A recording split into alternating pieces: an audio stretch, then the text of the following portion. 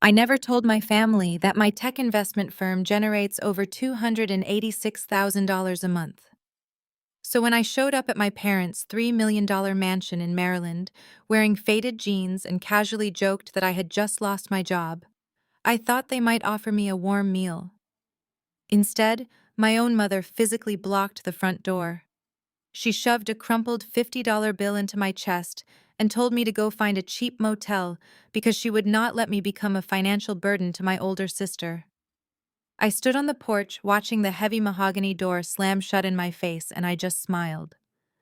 They refused to carry me for a single night, but they had absolutely no idea that for the past 5 years, I was the one who secretly bought that mansion, and I was the one carrying this entire family on my back.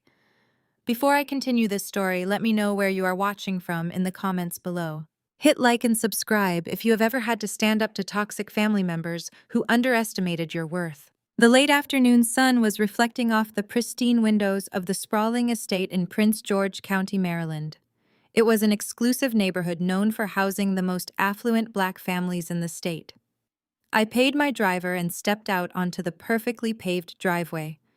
At 32 years old, I had spent the last decade building a cybersecurity venture capital fund in Silicon Valley from the ground up. My days were filled with board meetings, aggressive acquisitions, and managing a multi-million-dollar portfolio. But to my family, I was still just the disappointing younger daughter who wasted her time staring at computer screens. I had not visited them in over a year. The distance was intentional.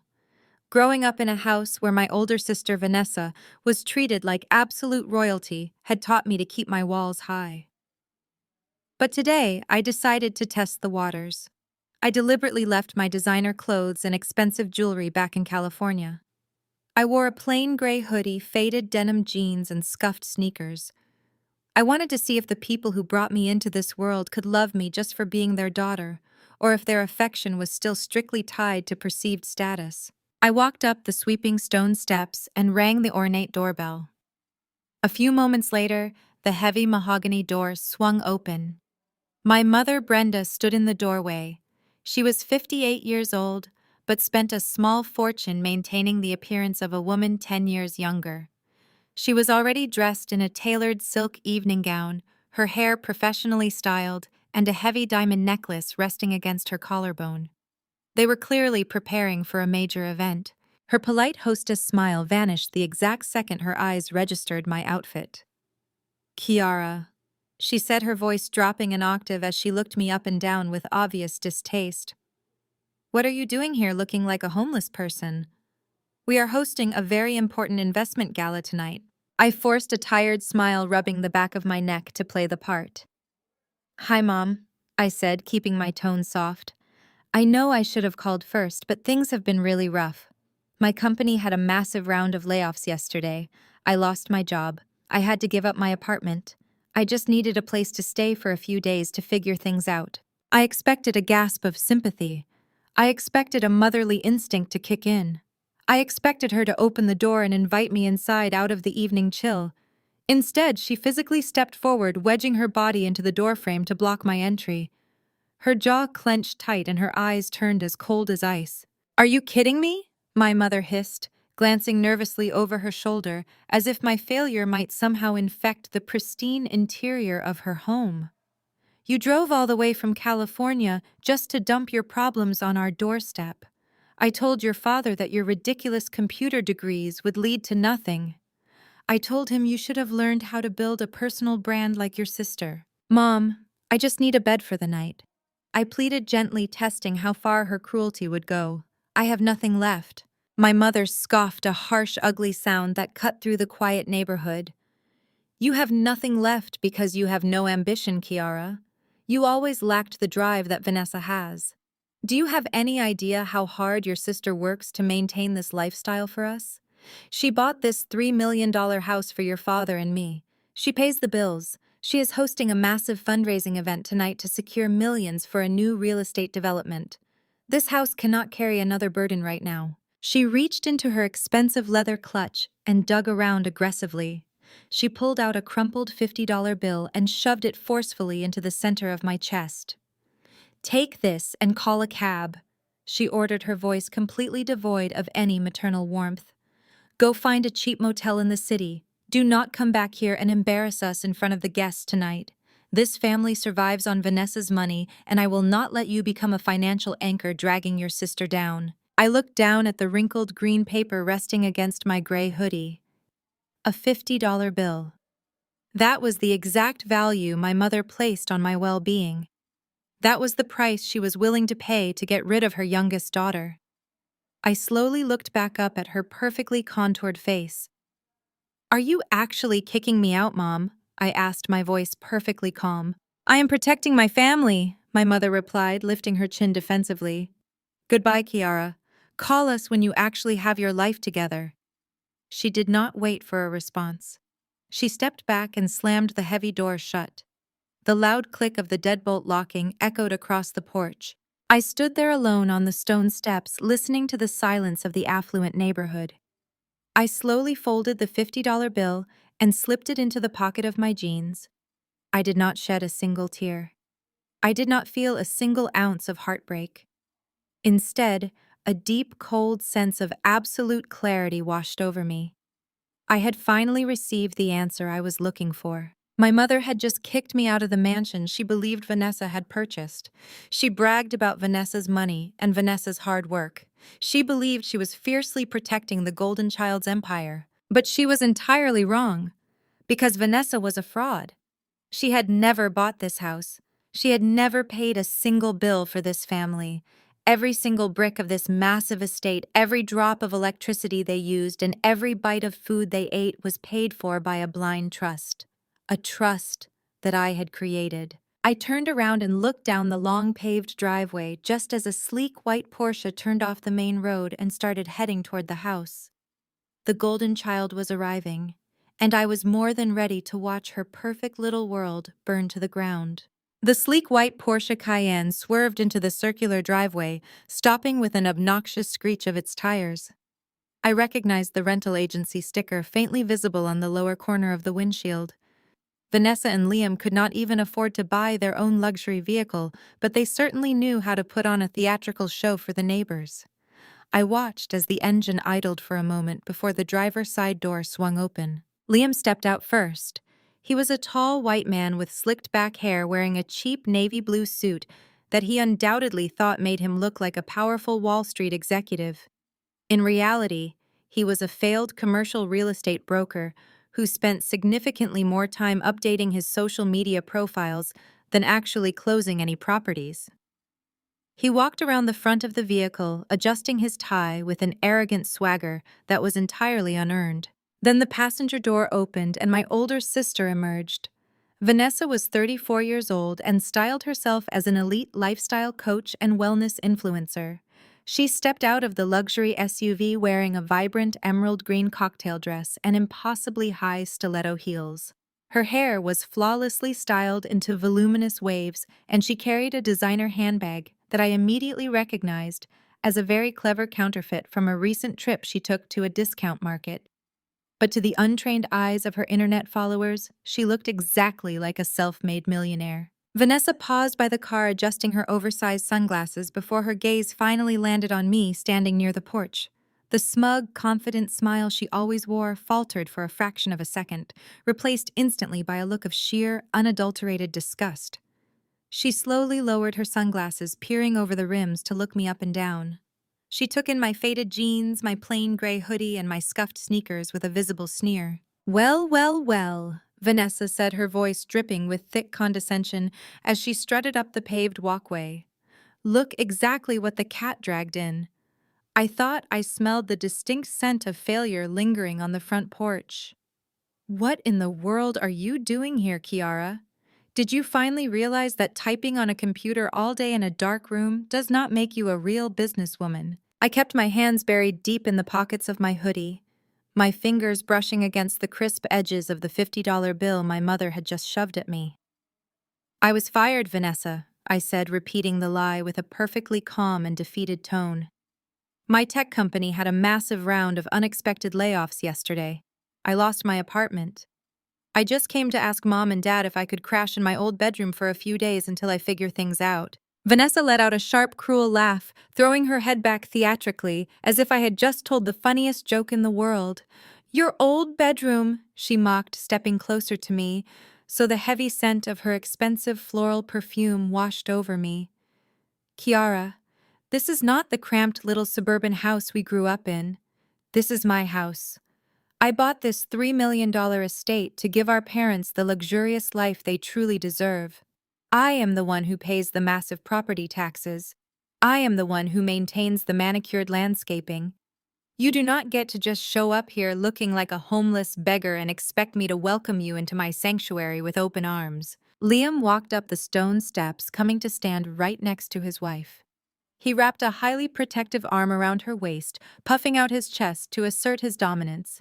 He looked down at me with an expression of absolute superiority and contempt. "You really have some nerve showing up today of all days," Kiara Liam said, shaking his head in exaggerated mock pity.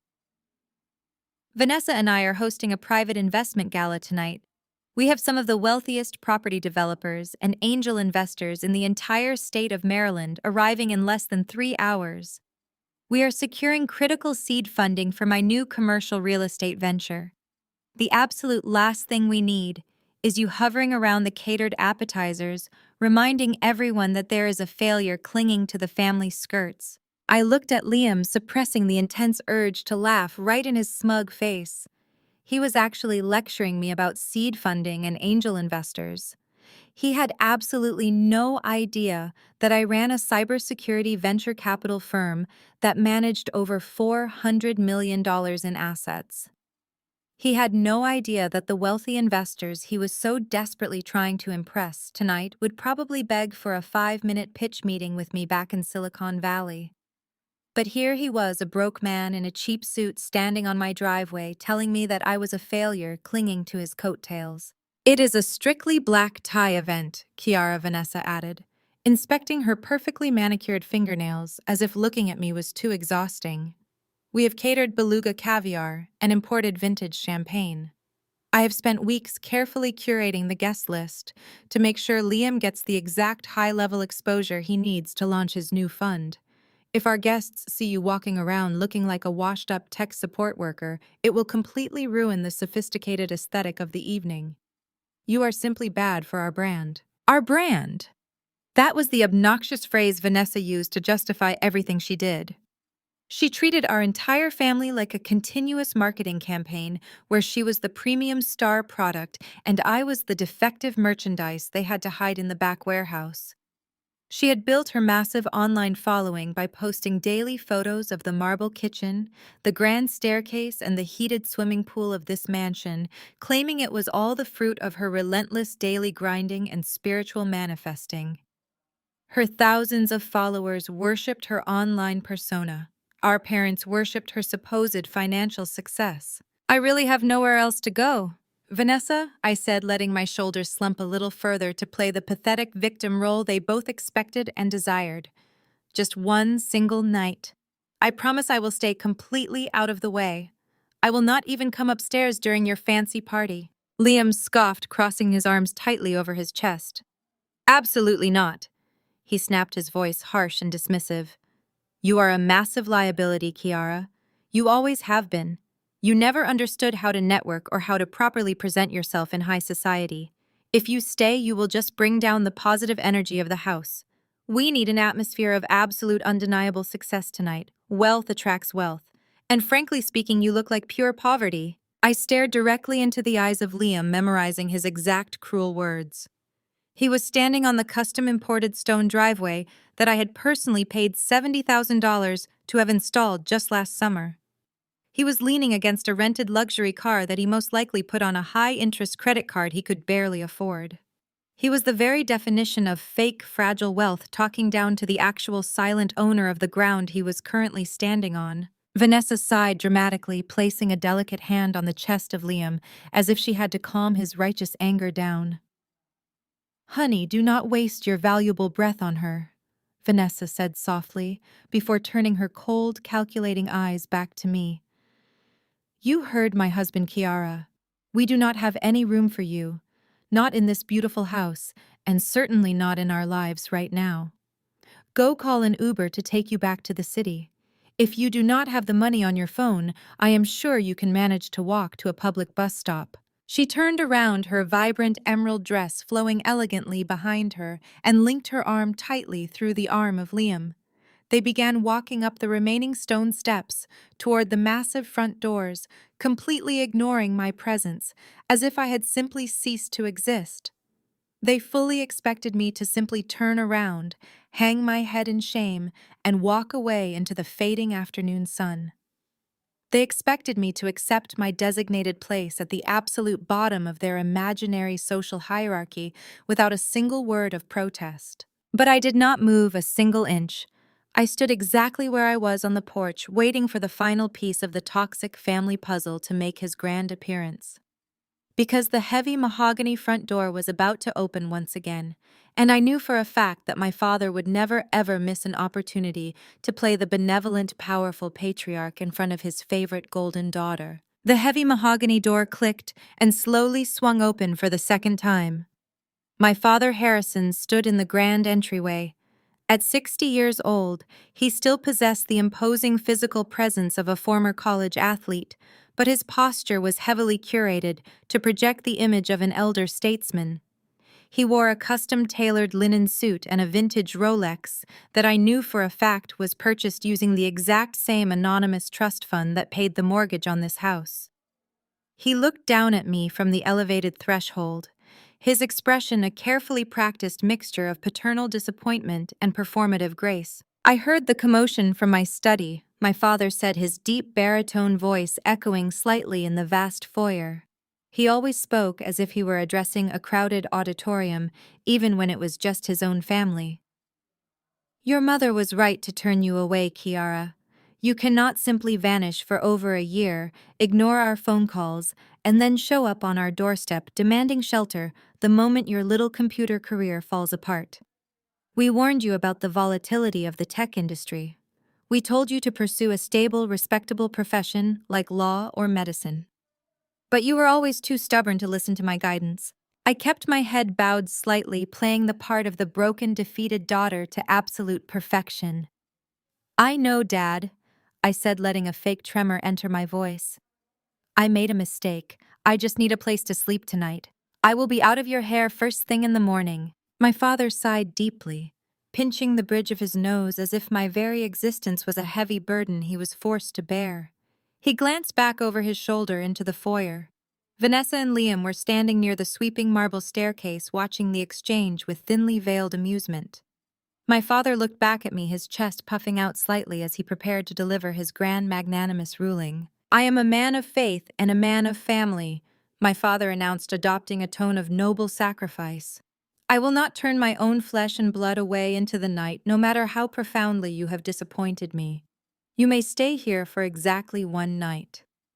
There is a small storage room in the unfinished section of the basement. It is cold and there is no proper bed, but there is a cot you can use. You will stay down there out of sight, and you will leave before the sun comes up tomorrow. I do not want the neighbors seeing you walking down our driveway looking like a vagrant." "Thank you," I whispered, keeping my eyes glued to the expensive stone porch. "But there is a condition," my father added, his voice hardening into a sharp, authoritative edge. "Nothing in this world is free, Kiara. You have coasted on your youthful arrogance for far too long. If you want the protection of this roof tonight, you are going to earn it." Vanessa has spent months organizing this investment gala. She has invited the most powerful real estate moguls in Maryland to help Liam launch his new fund. The catering company she hired is short-staffed, and they desperately need extra hands to serve the VIP guests. He reached over to a small mahogany bench in the entryway and picked up a folded piece of black fabric. He held it out toward me, allowing it to unroll. It was a cheap, stiff polyester catering uniform, complete with a white waist apron. "You are going to put this on my father," instructed, pushing the uniform into my hands. "You are going to serve champagne, clear the appetizer plates, and assist the catering staff in the kitchen. You will keep your head down, you will not speak to any of the guests, and you will absolutely not mention to anyone that you are related to us. If anyone asks, you are just a temporary hire from the staffing agency. Do you understand me, Kiara? You will work to pay for your room and board tonight. I looked down at the cheap, scratchy uniform resting in my hands. The irony of the situation was almost suffocating. I was a millionaire CEO who controlled a massive Silicon Valley venture capital fund. I earned more money in a single month than Liam had seen in his entire miserable life. I was the actual legal owner of the $3 million mansion we were standing in. And my father was forcing me to wear a maid's uniform to serve drinks in my own house, just to earn a night on a dusty cot in my own basement. From the foyer, Vanessa let out a soft, cruel chuckle. "It is actually perfect, Daddy," she called out, her voice dripping with venomous satisfaction. "It will be a good character-building exercise for her. It is about time Kiara learned what real hard work looks like. Plus, she finally gets to contribute something useful to this family for once." I slowly looked up from the uniform and met my father's gaze. I did not argue. I did not defend my dignity or throw my wealth in their faces. I simply nodded, my face a mask of complete submission. "I understand, Dad," I said softly. "I will do whatever you need me to do. Thank you for the opportunity." My father smiled, a tight, self-satisfied smile. He truly believed he was teaching me a profound lesson about humility and respect. "Good," he said, stepping back to clear the doorway. "Use the side entrance by the kitchen to go down to the basement. The catering manager will give you your assignments. Do not embarrass us tonight, Kiara." I walked past him, stepping over the threshold and into the grand foyer of the mansion. The interior was breathtaking. Towering ceilings imported crystal chandeliers and pristine white marble floors. Every single piece of furniture, every piece of modern art hanging on the walls, and every expensive rug under my feet had been paid for by my anonymous trust fund. I had wired the money to a shell corporation, which then purchased the property and allowed my parents to live here, rent-free. They thought Vanessa was their savior. They thought I was a pathetic failure. I walked down the long hallway toward the kitchen, keeping my head down as catering staff rushed past me carrying trays of expensive hors d'oeuvres. I found the heavy wooden door that led down to the basement and descended the narrow wooden stairs into the damp, unfinished storage room. It was dark and smelled faintly of mildew. There was a single bare light bulb hanging from the ceiling and a flimsy canvas cot pushed into the corner. I set my small overnight bag on the floor and stripped off my gray hoodie. I pulled the stiff black polyester dress over my head and tied the white apron tightly around my waist. I walked over to a small cracked mirror leaning against the concrete wall and stared at my reflection. I looked exactly like a minimum wage servant. I looked invisible. I reached into the pocket of my jeans and pulled out the crumpled $50 bill my mother had given me. I smoothed it out and placed it carefully on the edge of the cot. I smiled a cold, calculated smile that did not reach my eyes. My father thought he was punishing me. Vanessa thought she was humiliating me. Liam thought he was asserting his dominance. But by forcing me into this uniform, they had handed me the absolute perfect disguise. They had given me a front-row ticket to their fraudulent gala. They had given me the ability to walk among their wealthy investors, listen to their lies, and watch them build their fragile house of cards higher and higher. I adjusted the white apron and smoothed back my hair. The trap was officially set. It was time to go upstairs and serve my family exactly what they deserved. The evening arrived faster than I expected and brought with it the absolute elite of Prince George County. By 7 o'clock, the grand driveway was packed with luxury vehicles. The quiet mansion transformed into a bustling hub of high society networking. I stood in the massive gourmet kitchen, helping the catering staff arrange delicate crab cakes and truffles onto silver platters. The catering manager, a stressed woman named Sylvia, barely even looked at my face when she shoved a heavy tray of crystal champagne flutes into my hands. She told me to circulate through the main living room, keep my mouth shut, and keep the glasses full. I nodded obediently, slipping out the swinging kitchen doors and entering the lion den. The main living room was a spectacle of excessive wealth and desperate ambition. Soft jazz music floated through the air, mixing with the clinking of glasses and the loud, confident laughter of people who desperately wanted to be seen. I walked silently across the imported Persian rugs, holding the silver tray perfectly steady. It was fascinating how invisible you become the moment you put on a uniform. I was a successful black woman walking through a room full of other wealthy black professionals, but because I was wearing a cheap polyester apron, their eyes simply slid right past me. I was just part of the furniture, a convenient hand offering them alcohol. They took the glasses without looking at my face, without saying thank you, and without ever realizing that the woman serving them could buy and sell every single person in that room. I moved methodically through the crowd, observing my family in their natural habitat. My father was standing near the grand fireplace, holding a glass of scotch and laughing loudly with a group of older businessmen. He was playing the role of the proud patriarch, perfectly accepting their compliments about the beautiful estate. My mother was floating between groups of wives, pointing out the custom architectural details of the ceiling and bragging about the expensive interior designer she claimed she hired. They looked so happy. They looked completely oblivious to the fact that their entire reality was a carefully constructed illusion funded by the daughter they had just banished to the basement. I continued my rounds, swapping empty glasses for full ones, until I spotted Liam. He was standing near the floor-to-ceiling windows, cornering a man I immediately recognized as a prominent commercial developer from Baltimore. Liam was sweating slightly, his cheap suit looking even worse under the expensive ambient lighting. He was waving his hands frantically, talking a mile a minute about zoning laws and projected returns. The developer looked profoundly bored, checking his watch every few seconds. Liam was completely out of his depth. He was a Shark Tank guppy, trying to swim with apex predators. I smoothly walked past them, allowing the developer to grab a glass of champagne, giving him a brief excuse to turn away from Liam. Liam glared at me in annoyance, completely failing to recognize the face of his own sister-in-law. But the main event of the evening was taking place in the center of the room. Vanessa had positioned herself perfectly under the massive crystal chandelier, holding court with a circle of incredibly wealthy private investors. She had changed into an even more extravagant gown, a deep burgundy silk that commanded attention. She was holding a flute of champagne, gesturing gracefully as she spoke. I adjusted my grip on the silver tray and slowly drifted toward her circle, keeping my head bowed just enough to blend into the background. I stopped a few feet away, pretending to organize the napkins on my tray so I could listen to every single word. I just knew I had to give back to the people who raised me. Vanessa was saying, her voice projecting perfectly so everyone in a 10-foot radius could hear her. She placed a hand gracefully over her heart, looking around at the investors with an expression of deep manufactured humility.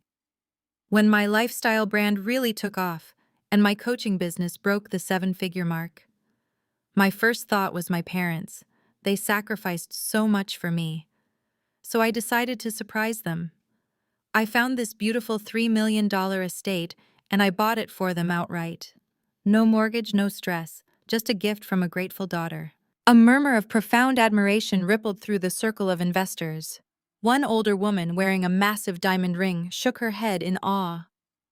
"That is incredibly beautiful, Vanessa," the woman said. "To have that kind of financial liquidity at your age is remarkable. You truly are a visionary businesswoman. It is no wonder Liam wants you as a partner in his new real estate fund." Vanessa smiled modestly, taking a small sip of her champagne. "Well, it takes a lot of late nights and early mornings," Vanessa replied smoothly. "You have to be willing to outwork everyone else in the room. You have to manifest your success and never let dead weight drag you down. I always say, you are only as successful as the people you carry with you, and I refuse to carry anyone who does not match my work ethic." I stood there listening to her steal my life story with absolute flawless execution. She was taking credit for the grueling 80-hour work weeks I spent building my cybersecurity firm. She was taking credit for the millions of dollars in venture capital I had secured through sheer brilliance and relentless determination. She was taking credit for the exact house I was currently standing in. The sheer audacity of her lies was breathtaking. She had built an entire empire of influence by pretending to be me. I stepped closer into the circle, extending my silver tray toward her group. Champagne, ma'am? I asked, keeping my voice soft and deferential. Vanessa did not even look at me. She blindly reached out her manicured fingers, brushing against mine as she grabbed a fresh flute from the tray. Keep them coming, she ordered, waving me away with a flick of her wrist. We are celebrating a very big night tonight. I bowed my head slightly and took a step back, melting away into the crowd. My blood was running ice cold, but my heart was beating with a steady, rhythmic calm. She was celebrating her big night. She was reveling in the admiration and the applause. She had set the stage perfectly and gathered all the most important people in her world into one single room to witness her glory.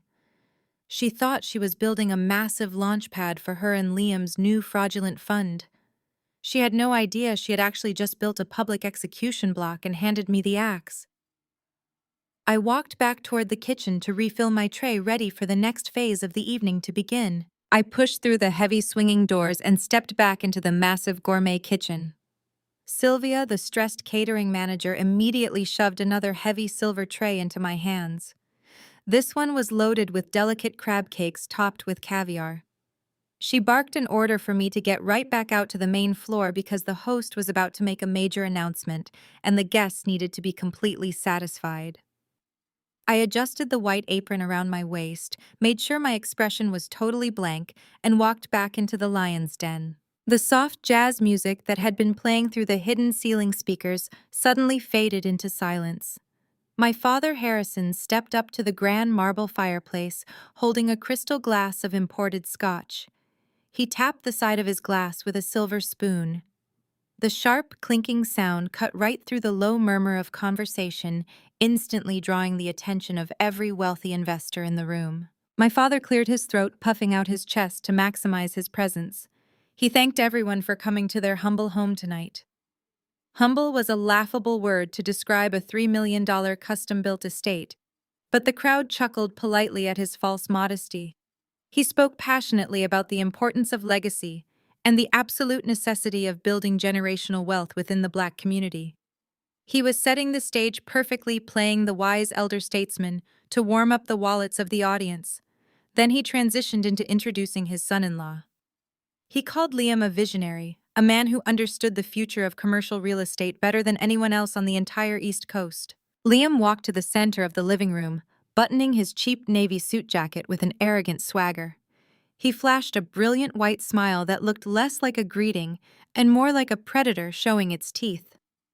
Vanessa stood right beside him wearing her deep burgundy silk gown, looking exactly like the perfect supportive billionaire wife. Liam started his pitch, and it was a masterclass in absolute corporate garbage. He used every single obnoxious buzzword he could possibly think of. He talked about paradigm shifts, aggressive yield curves, and synergistic market disruptions. He told the room about his brand new commercial real estate fund, claiming he had just secured the exclusive rights to develop a massive stretch of prime waterfront property in downtown Baltimore. He said he was only opening the fund to a select group of elite investors tonight because he wanted to keep the wealth concentrated among close friends and family. The minimum buy-in, he announced without blinking an eye, was $500,000. A low murmur rippled through the room. The investors looked highly interested but cautious.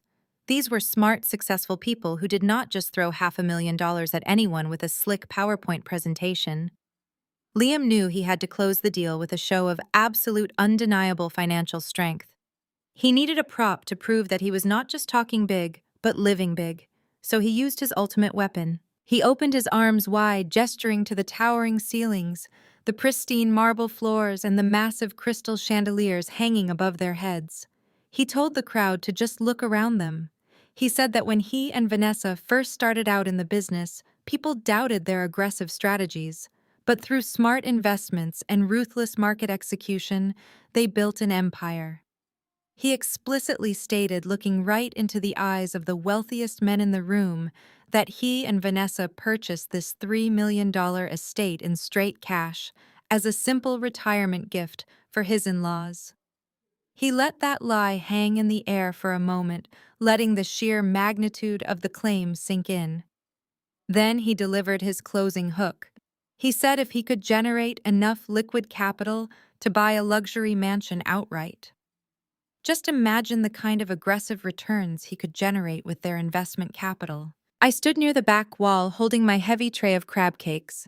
My face remained a perfectly blank mask, but my mind was rapidly calculating the severe legal statutes he was actively violating. It is one thing to lie to your family about being rich to protect your fragile ego. It is an entirely different thing to stand in front of a room full of accredited investors and use a property you do not own as collateral evidence to solicit millions of dollars. That crosses the line from pathetic bragging straight into felony securities fraud. By actively lying about his assets to induce financial investments, Liam was committing federal wire fraud right in my living room. Liam went on to say that the subscription paperwork for the new fund was sitting on the dining room table ready to be signed tonight.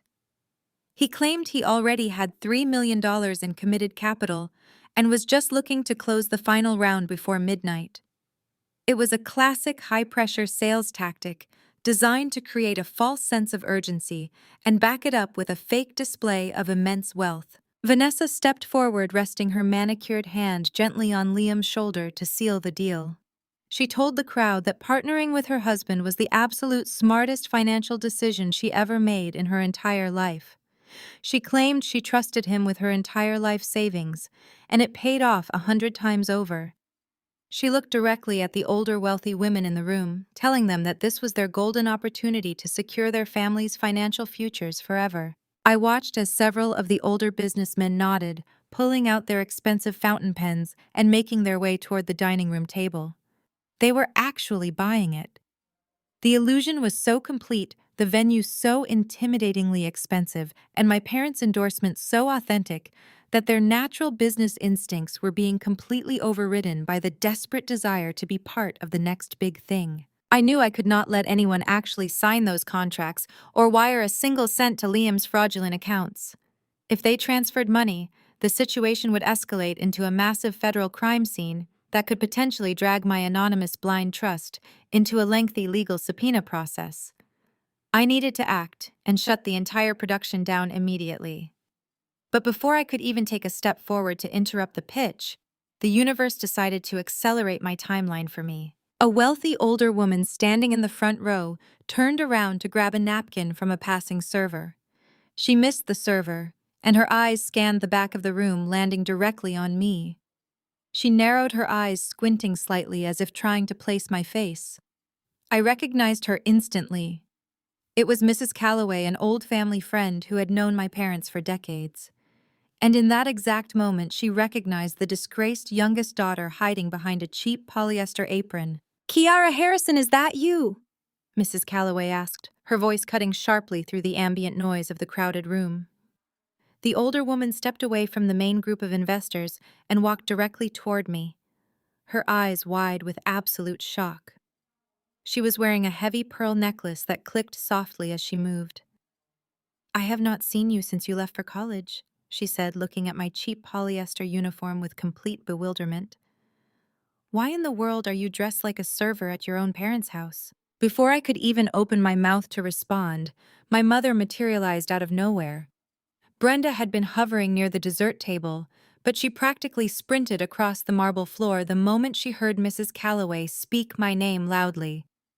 My mother grabbed Mrs. Calloway by the arm, her face tight with momentary panic, but she quickly plastered on a look of tragic maternal sorrow.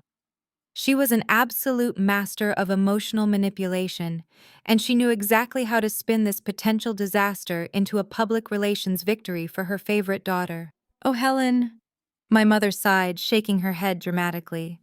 "I was hoping to avoid this deeply embarrassing conversation tonight, but I suppose the truth always comes out eventually." Mrs. Calloway looked back and forth between me and my mother, completely confused. "Truth what?" "Truth, Brenda," she asked. "I thought Kiara was running some sort of successful technology company out in California. Harrison always told everyone she was doing exceptionally well for herself. My father only said that to protect her fragile pride." My mother lied smoothly, her voice rising in volume intentionally, so the surrounding investors could clearly hear her. She wanted an audience to validate her cruelty. The heartbreaking truth is, Kiara was fired from her job yesterday. It was a case of total professional incompetence. She lost her tiny apartment and came crawling back home to us with absolutely nothing to her name. We are completely heartbroken for her, but we are trying our best to practice tough love. The murmur of the crowd noticeably shifted. The wealthy men and women, who had just been reaching for their checkbooks to invest in Liam now, turned their full attention to the tragic failure standing by the kitchen swinging doors. I stood perfectly still, holding the heavy silver tray of crab cakes, keeping my face completely devoid of any emotion. I let the heavy silence stretch out, allowing my mother to dig her own grave deeper and deeper with every single word she spoke. "She begged us for money," my mother continued, her voice dripping with fake sympathy and loud condescension.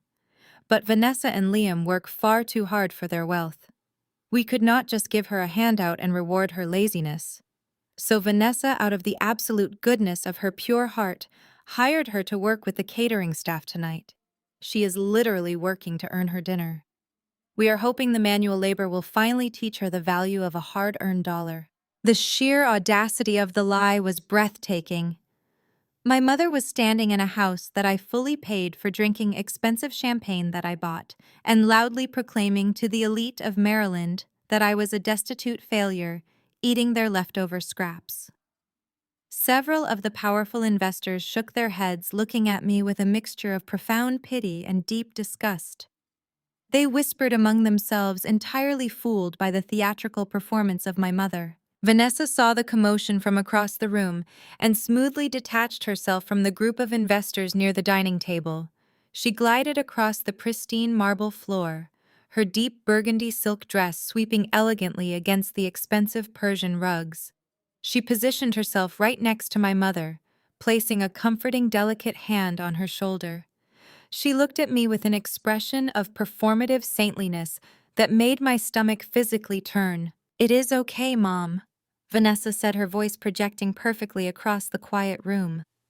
"We do not need to air all of her dirty laundry in front of our esteemed guests." She looked over at Mrs. Calloway, giving the older woman a brave, long-suffering smile. "I always have to clean up my little sister's messes, Helen. It is just the heavy cross I bear as the older and more responsible sibling. Kiara has always struggled to find her footing in the real world. She just does not have the sharp business acumen or the relentless drive that Liam and I have. But family is family. I could not just let her starve on the dangerous streets. Giving her a few hours of minimum wage work was the absolute least I could do to keep a roof over her head tonight." Mrs. Calloway let out a soft sigh of deep admiration, placing her hand over her heart. "You are a true angel." "Vanessa," the older woman said, her voice filled with respect, "not many people would be so generous to someone who threw their entire life away. Your parents must be so incredibly proud of the remarkable woman you have become." "Oh, we are," my mother chimed in, beaming with absolute pure pride. "She is the solid rock of this entire family." Liam walked over, joining the circle of public humiliation. He looked down at me, his chest puffed out with arrogant triumph. He desperately needed to assert his dominance in front of the wealthy men he was trying to scam. "Make sure you keep those appetizer trays full, Kiara," he barked, treating me exactly like a stray dog that had wandered into his pristine mansion. "We have very important people here tonight who are actually contributing to society. Try not to drop anything clumsy. We really do not want to deduct the cost of broken crystal from your pathetic little paycheck." A few of the investors chuckled at his cruel joke, finding humor in my supposed poverty. I looked around the tight circle, at the faces of my mother, my sister, and my brother-in-law. They were completely intoxicated by their own perceived power. They thought they had finally put me in my proper place. They thought they had successfully and completely stripped me of my dignity in front of the most powerful people in the state. They were using my manufactured humiliation to aggressively elevate their own fake status. I did not break eye contact with Vanessa. I did not cry, and I did not run away like the frightened little girl they always wanted me to be. I stood tall, feeling the solid weight of the floor beneath my feet, the floor that I legally owned. I simply lowered the silver tray, placing it quietly onto a nearby marble side table. I reached behind my back and slowly untied the tight knot of the cheap polyester apron. The room was still buzzing with their cruel laughter and their arrogant superiority. But the time for silent observation was officially over. The trap was fully loaded, and it was time to pull the trigger. The cheap white fabric of the apron pooled around my scuffed sneakers. I stepped out of it, leaving the symbol of their manufactured humiliation on the pristine marble floor. I did not rush, and I did not speak immediately. I let the heavy silence that followed my actions stretch out until it became deeply uncomfortable for everyone watching. My mother opened her mouth to scold me, but I simply held up a single commanding finger and she snapped it shut. I stepped forward, walking directly into the center of the luxurious living room. The wealthy investors parted slightly, allowing me to enter their elite circle. I kept my head held high, my posture perfectly straight, and my gaze locked directly onto Vanessa. My sister was still standing next to Liam, but the smug, triumphant smile on her face was beginning to show microscopic cracks. She did not expect me to stand my ground with the cold, calculating calm of a predator that had just cornered its prey. "What are you doing?" Vanessa hissed, her voice dropping to a harsh whisper. "Pick that apron up right now and get back into the kitchen before I have security throw you out. You are ruining the most important night of my career." I just smiled at her. It was a deadly innocent smile. The kind of smile you give someone when you know exactly how the game ends and they do not even realize they are playing. "You have a truly remarkable career, Vanessa," I said, my voice smooth and projecting clearly across the massive space. "You just told all these incredibly wealthy and successful people that you bought this $3 million estate outright with cash. You used this exact house to prove your immense financial liquidity and to convince these people to invest millions into the new commercial real estate fund managed by your husband." Liam puffed out his chest, stepping slightly in front of his wife. "That is exactly right," he barked, his face turning a dark, angry red. "We bought this massive house with our own hard-earned money. Now back off, Kiara, before I call the local police and have you arrested for trespassing. You do not belong here." I ignored Liam completely. My eyes remained entirely locked on my older sister. I took one more step closer to her, invading her pristine personal space. "That is a beautiful story, Vanessa." I continued, my tone remaining perfectly polite and deeply curious. "The self-made millionaire daughter, rewarding her hard-working parents. It is incredibly inspiring. But since you are standing here pitching a real estate investment fund to a room full of developers, I figured you would not mind answering one very simple technical question about your own real estate portfolio." Vanessa swallowed hard. The skin around her perfectly contoured eyes tightened. "What kind of question?" She snapped, a slight tremor, betraying her rising panic. "I do not have to answer anything from a jealous, unemployed failure." I tilted my head, keeping the smile fixed on my face. "You said you bought this house," I repeated slowly, enunciating every single syllable.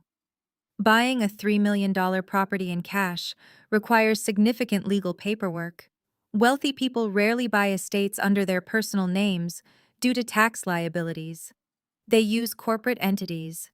Since you personally signed the closing documents and wired the millions of dollars to the escrow account, can you name the exact limited liability company or blind trust listed as the legal owner on the property deed?" The entire room went completely dead silent.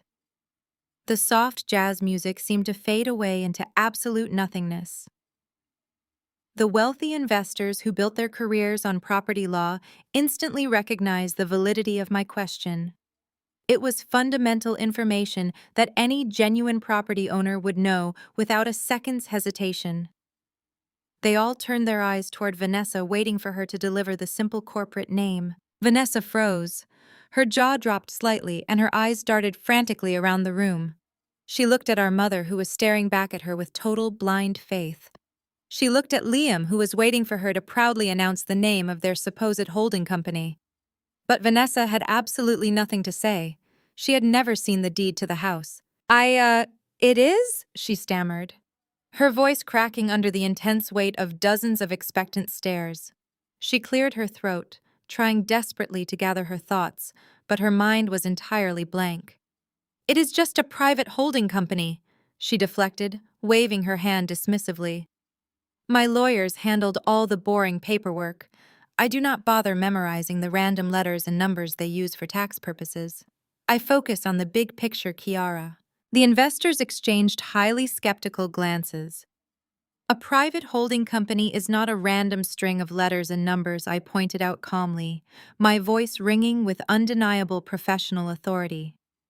"You are asking these people to hand your husband millions of dollars for a commercial fund based entirely on your proven track record of real estate acquisition. But you cannot even name the legal entity that owns the ground you are currently standing on. You are out of line!"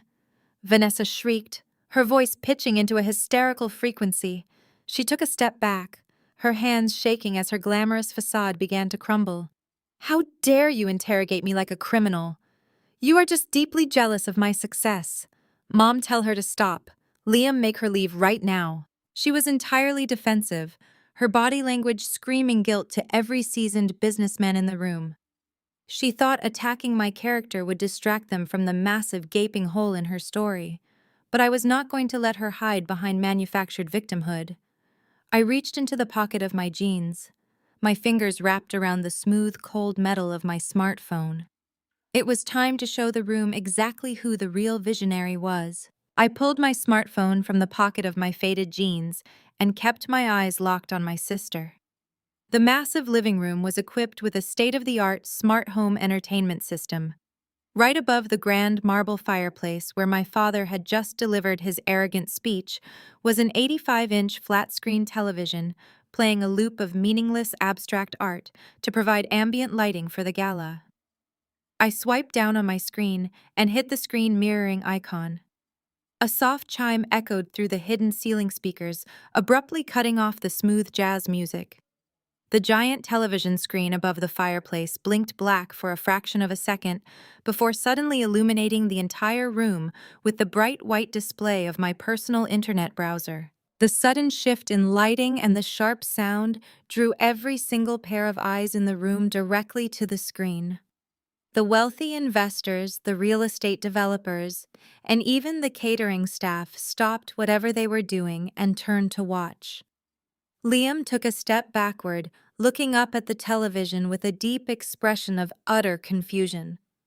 Vanessa let out a small, breathless gasp, her hands balling into tight fists at her sides. I did not break my stride. I tapped the screen of my phone and opened the official website for the Maryland State Department of Assessments and Taxation. The official government seal appeared in massive high definition right above my father's head. The room remained completely silent as the heavy weight of what I was doing began to dawn on the experienced business professionals surrounding me. They all knew exactly what website I had just loaded. Anyone who dealt in commercial real estate or private equity knew that the state property tax database was the ultimate undeniable source of absolute truth. "What are you doing?" Liam demanded, his voice trembling with a mixture of rage and sudden terrifying doubt. "Turn that off right now, Kiara. You are trespassing and hacking into our network." I ignored his pathetic, empty threats. I tapped the public property search bar on my phone and slowly typed in the exact address of the $3 million estate we were currently standing inside. Every single keystroke was mirrored perfectly on the giant screen for the entire room to witness.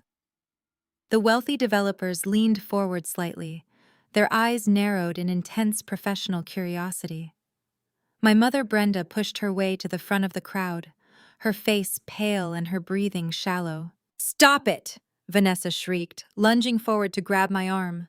Her perfect emerald green dress swished violently around her legs, but before she could even reach me, I hit the search button. The database loaded instantly. The massive screen updated to show the official legal deed and property tax record for the estate. There were no complex legal loopholes or hidden documents. It was a simple, straightforward government record displayed in massive black text on a stark white background. I looked up at the screen and then turned my gaze to the audience of elite investors. Right there at the very top of the document listed under the primary legal ownership field was a single corporate entity. It did not say Vanessa. It did not say Liam. It did not say my parents' names. Read it, I commanded, my voice echoing off the high ceilings with absolute icy authority. I looked directly at the prominent commercial developer from Baltimore, the man Liam had been desperately trying to impress earlier in the evening. Read the name of the legal owner registered on the deed to this property. The developer adjusted his expensive glasses and squinted at the massive screen. His voice was deep and entirely devoid of any sympathy when he spoke. It says K-Sec Holdings Limited Liability Company. He read aloud the words falling like heavy concrete blocks into the dead silence of the living room. My mother let out a soft, confused whimper, putting a trembling hand over her mouth. My father, Harrison, stared at the screen as if it were written in a foreign language, his jaw slightly unhinged. Vanessa looked like she was going to be physically sick. The vibrant color completely drained from her carefully contoured face, leaving her looking pale and suddenly very old. K-Sick Holdings, Liam whispered, his voice cracking. What is that? What does that mean, Vanessa? You told me you bought this house in cash. You told me the deed was in a private trust under your name. She lied to you, Liam, I said, turning my full attention to the broken man in the cheap suit.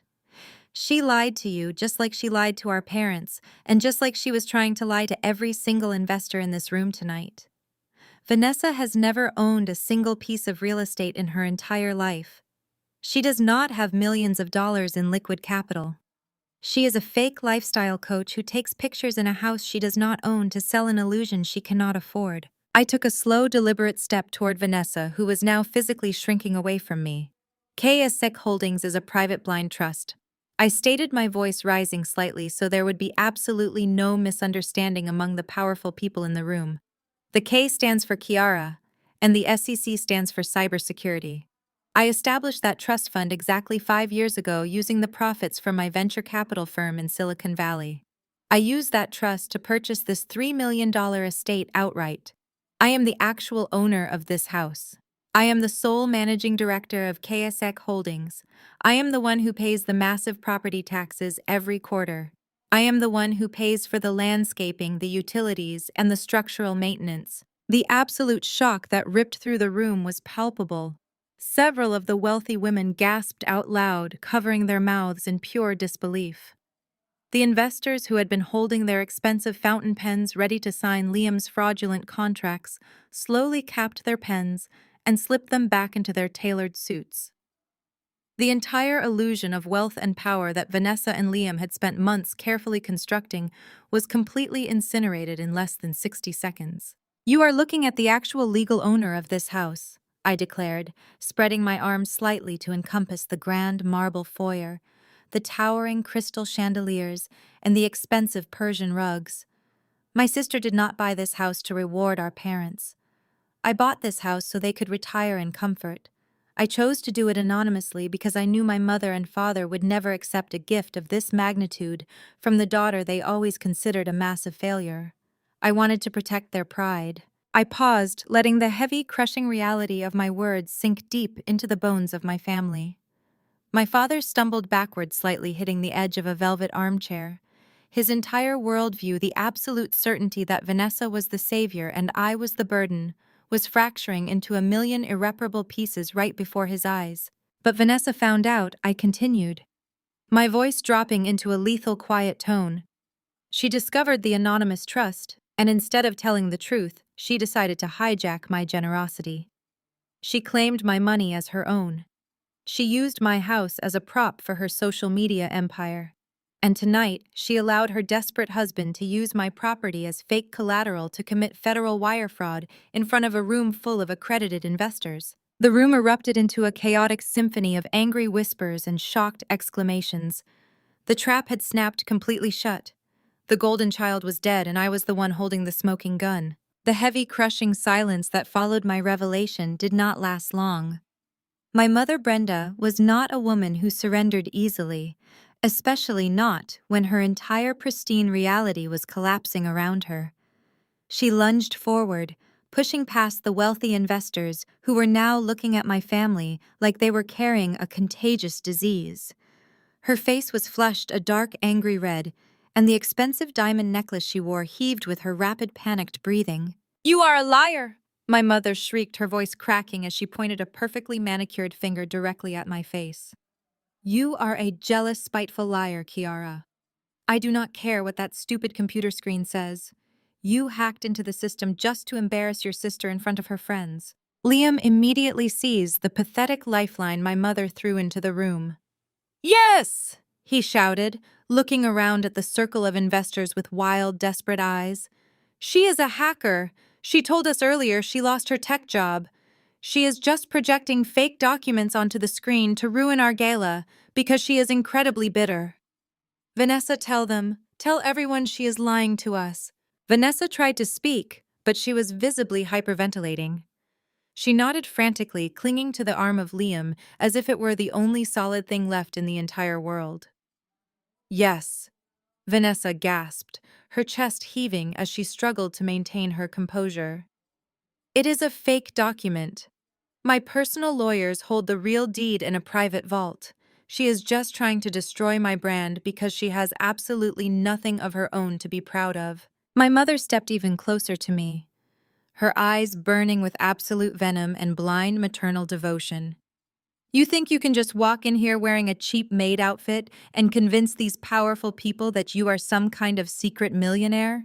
She snarled, her voice dripping with absolute contempt. "Vanessa is the one who takes care of this family. Vanessa is the one who sends us $15,000 every single month just for our living expenses. She pays for your father's luxury car leases. She pays for the expensive country club memberships. If you own this massive house, then explain exactly where all that cash comes from every month. You cannot explain it because you are a pathetic fraud." The wealthy investors murmured again, exchanging highly skeptical glances. A monthly cash allowance of $15,000 was a very specific detail. It implied a consistent and highly liquid cash flow. They looked back at me, waiting to see how I would counter this aggressive new claim. My mother stood tall, crossing her arms over her chest, completely convinced she had just checkmated me in front of the entire room. I did not flinch. I did not raise my voice or show a single ounce of intimidation. I simply let out a soft, weary sigh, feeling the cold satisfaction wash over my mind. "You are absolutely right, Mom," I said, my voice perfectly calm and measured, contrasting sharply against her hysterical screaming. "You do receive a wire transfer of exactly $15,000 on the first of every single month. The funds are deposited directly into the joint checking account you share with Dad.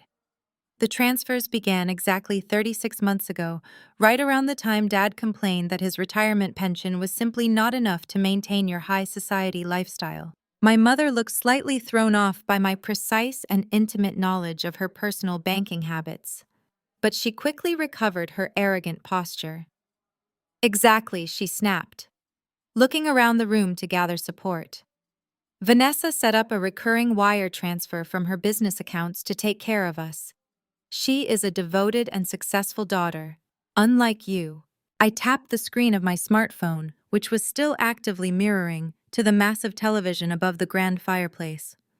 The state property tax database vanished instantly.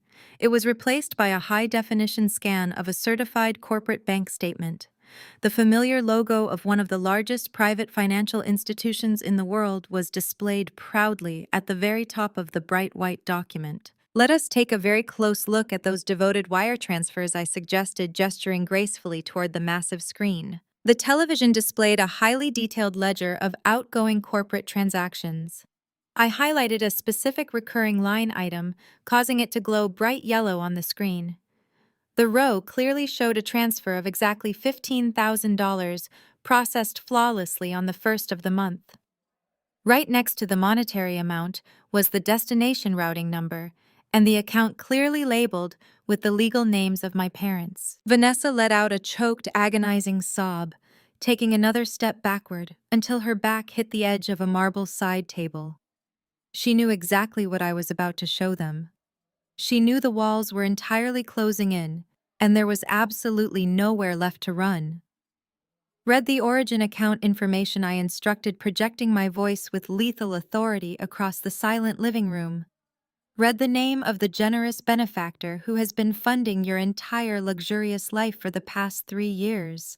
The Baltimore commercial developer who had read the deed earlier stepped forward once again. He adjusted his glasses and squinted at the massive screen, reading the fine print of the certified banking document. The origin account belongs to the Kesiki Philanthropic Foundation. He read aloud, his deep voice echoing heavily in the quiet space. It is registered as a private charitable trust subsidiary. My mother stared at the glowing screen, her mouth hanging slightly open in pure shock.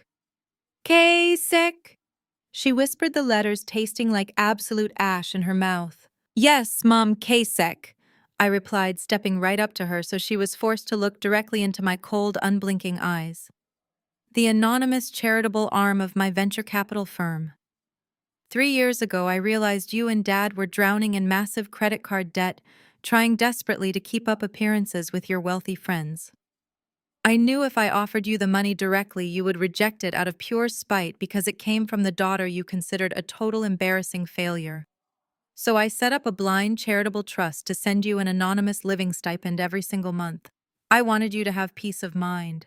I wanted you to live comfortably without the heavy burden of financial stress. I turned my head, slowly locking eyes with my older sister. Vanessa was now physically shaking her hands, covering her mouth as thick black tears of ruined mascara streamed down her perfectly contoured face. But then Vanessa accidentally intercepted a piece of mail from the trust administrator. I continued, my voice slicing through the room like a perfectly sharpened blade. She saw the anonymous wire transfers coming into your account, and instead of wondering who was actually taking care of her parents, she decided to despicably steal the credit. She told you she was the one sending the money. She used my silent generosity to aggressively elevate herself to the status of a living saint. She let you praise her. She let you worship the ground she walked on. And she never once contributed a single dime of her own money to this family. You are lying, my mother cried out, but her voice was incredibly weak, entirely stripped of its former aggressive confidence. It is a trick. Vanessa, tell her it is a trick. Tell me you send the money. But Vanessa could not speak a single word. The crushing weight of the absolute truth had finally paralyzed her vocal cords.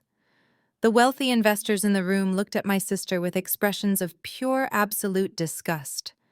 Stealing credit for charitable funds to feed your own narcissistic ego was a severe moral crime that none of these seasoned professionals could possibly stomach. They saw Vanessa exactly for what she was, a hollow, desperate parasite, feeding entirely off the monumental success of the sister she treated like garbage. You have been living on my charity for years, Mom, I said, keeping my tone completely flat and emotionless. The expensive silk gown you are wearing tonight, the imported vintage champagne you are drinking, the luxury car Dad drives, it was all completely paid for by the computer degrees you mocked this morning. You called me a burden. You shoved a $50 bill into my chest and told me to go sleep in a cheap motel because you thought Vanessa was carrying this family. But Vanessa is nothing. Vanessa has nothing. I am the only reason you are not completely bankrupt and living on the dangerous streets. A collective gasp echoed through the massive living room.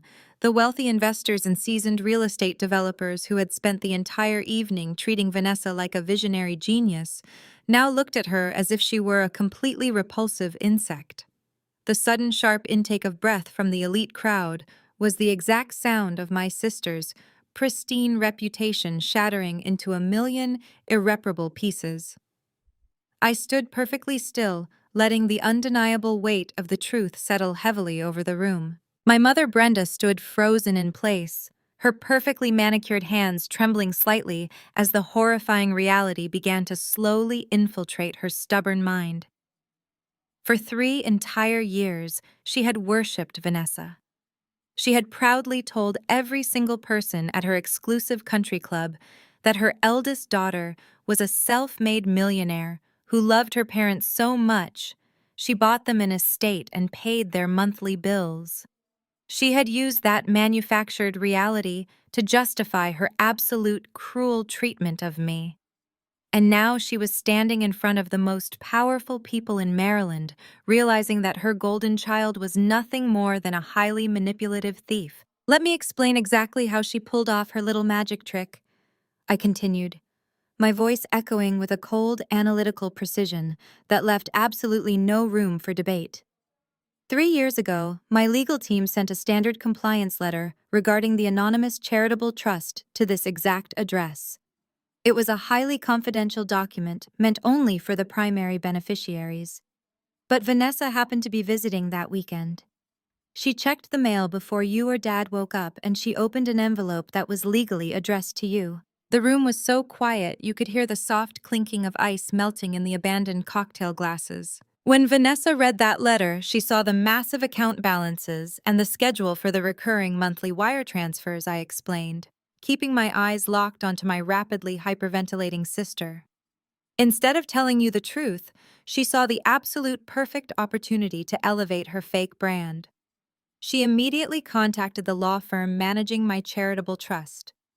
She falsely identified herself as your designated financial power of attorney, claiming that you and Dad were too elderly and technically illiterate to properly manage the incoming digital transfers. My lawyers, operating under strict anonymity protocols and simply trying to facilitate the charity, confirmed the routing details with her. From that exact moment forward, Vanessa inserted herself as the completely unnecessary middleman. She set up a fake payment portal routing my charitable funds through her empty business accounts for exactly 24 hours before they finally landed in your joint checking account. It was the absolute perfect crime. She got to hand deliver a $15,000 allowance to our parents every single month without ever working a single day for it.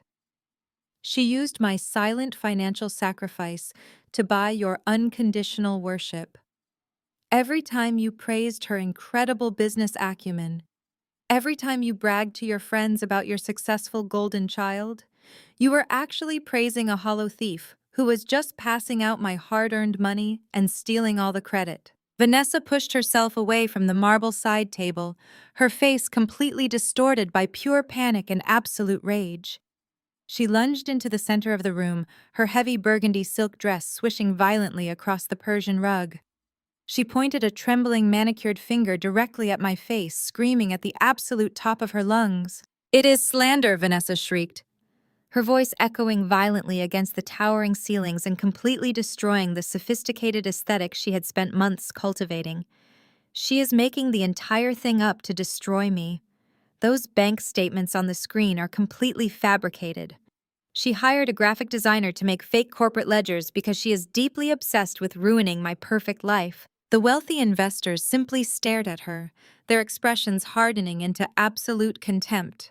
Seasoned business executives know exactly what a certified banking ledger looks like.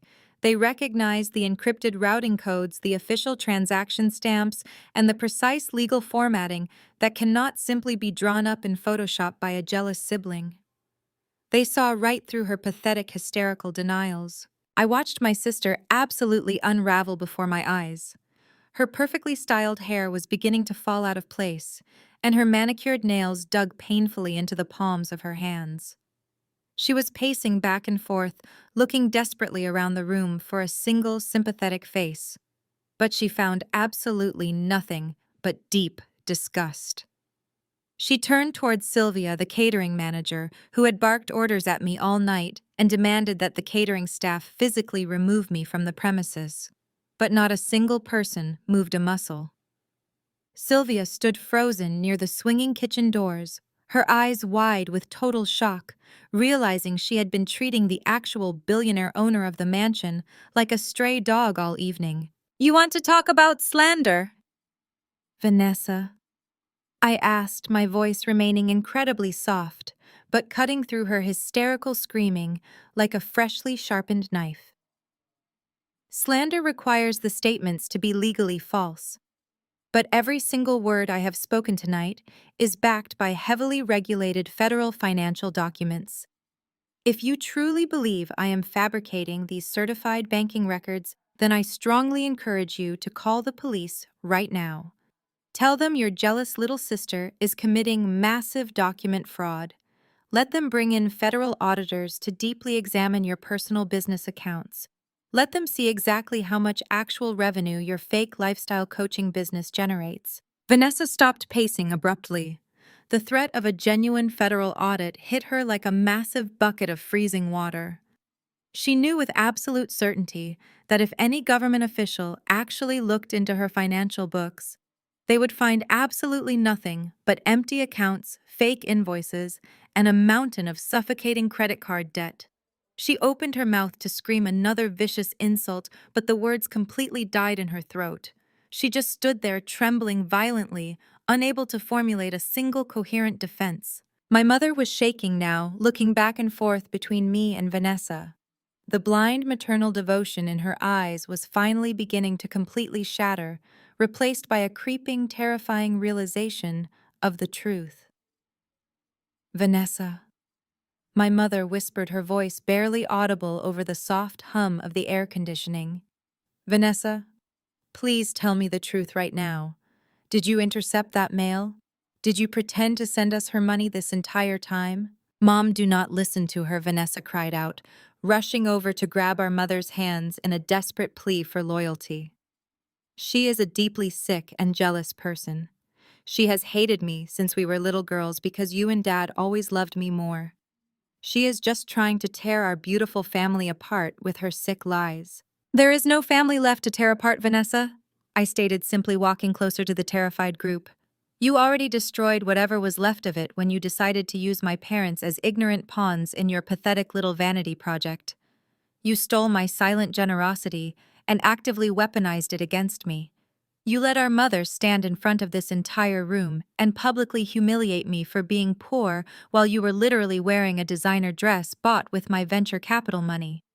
You are not a lifestyle coach, Vanessa.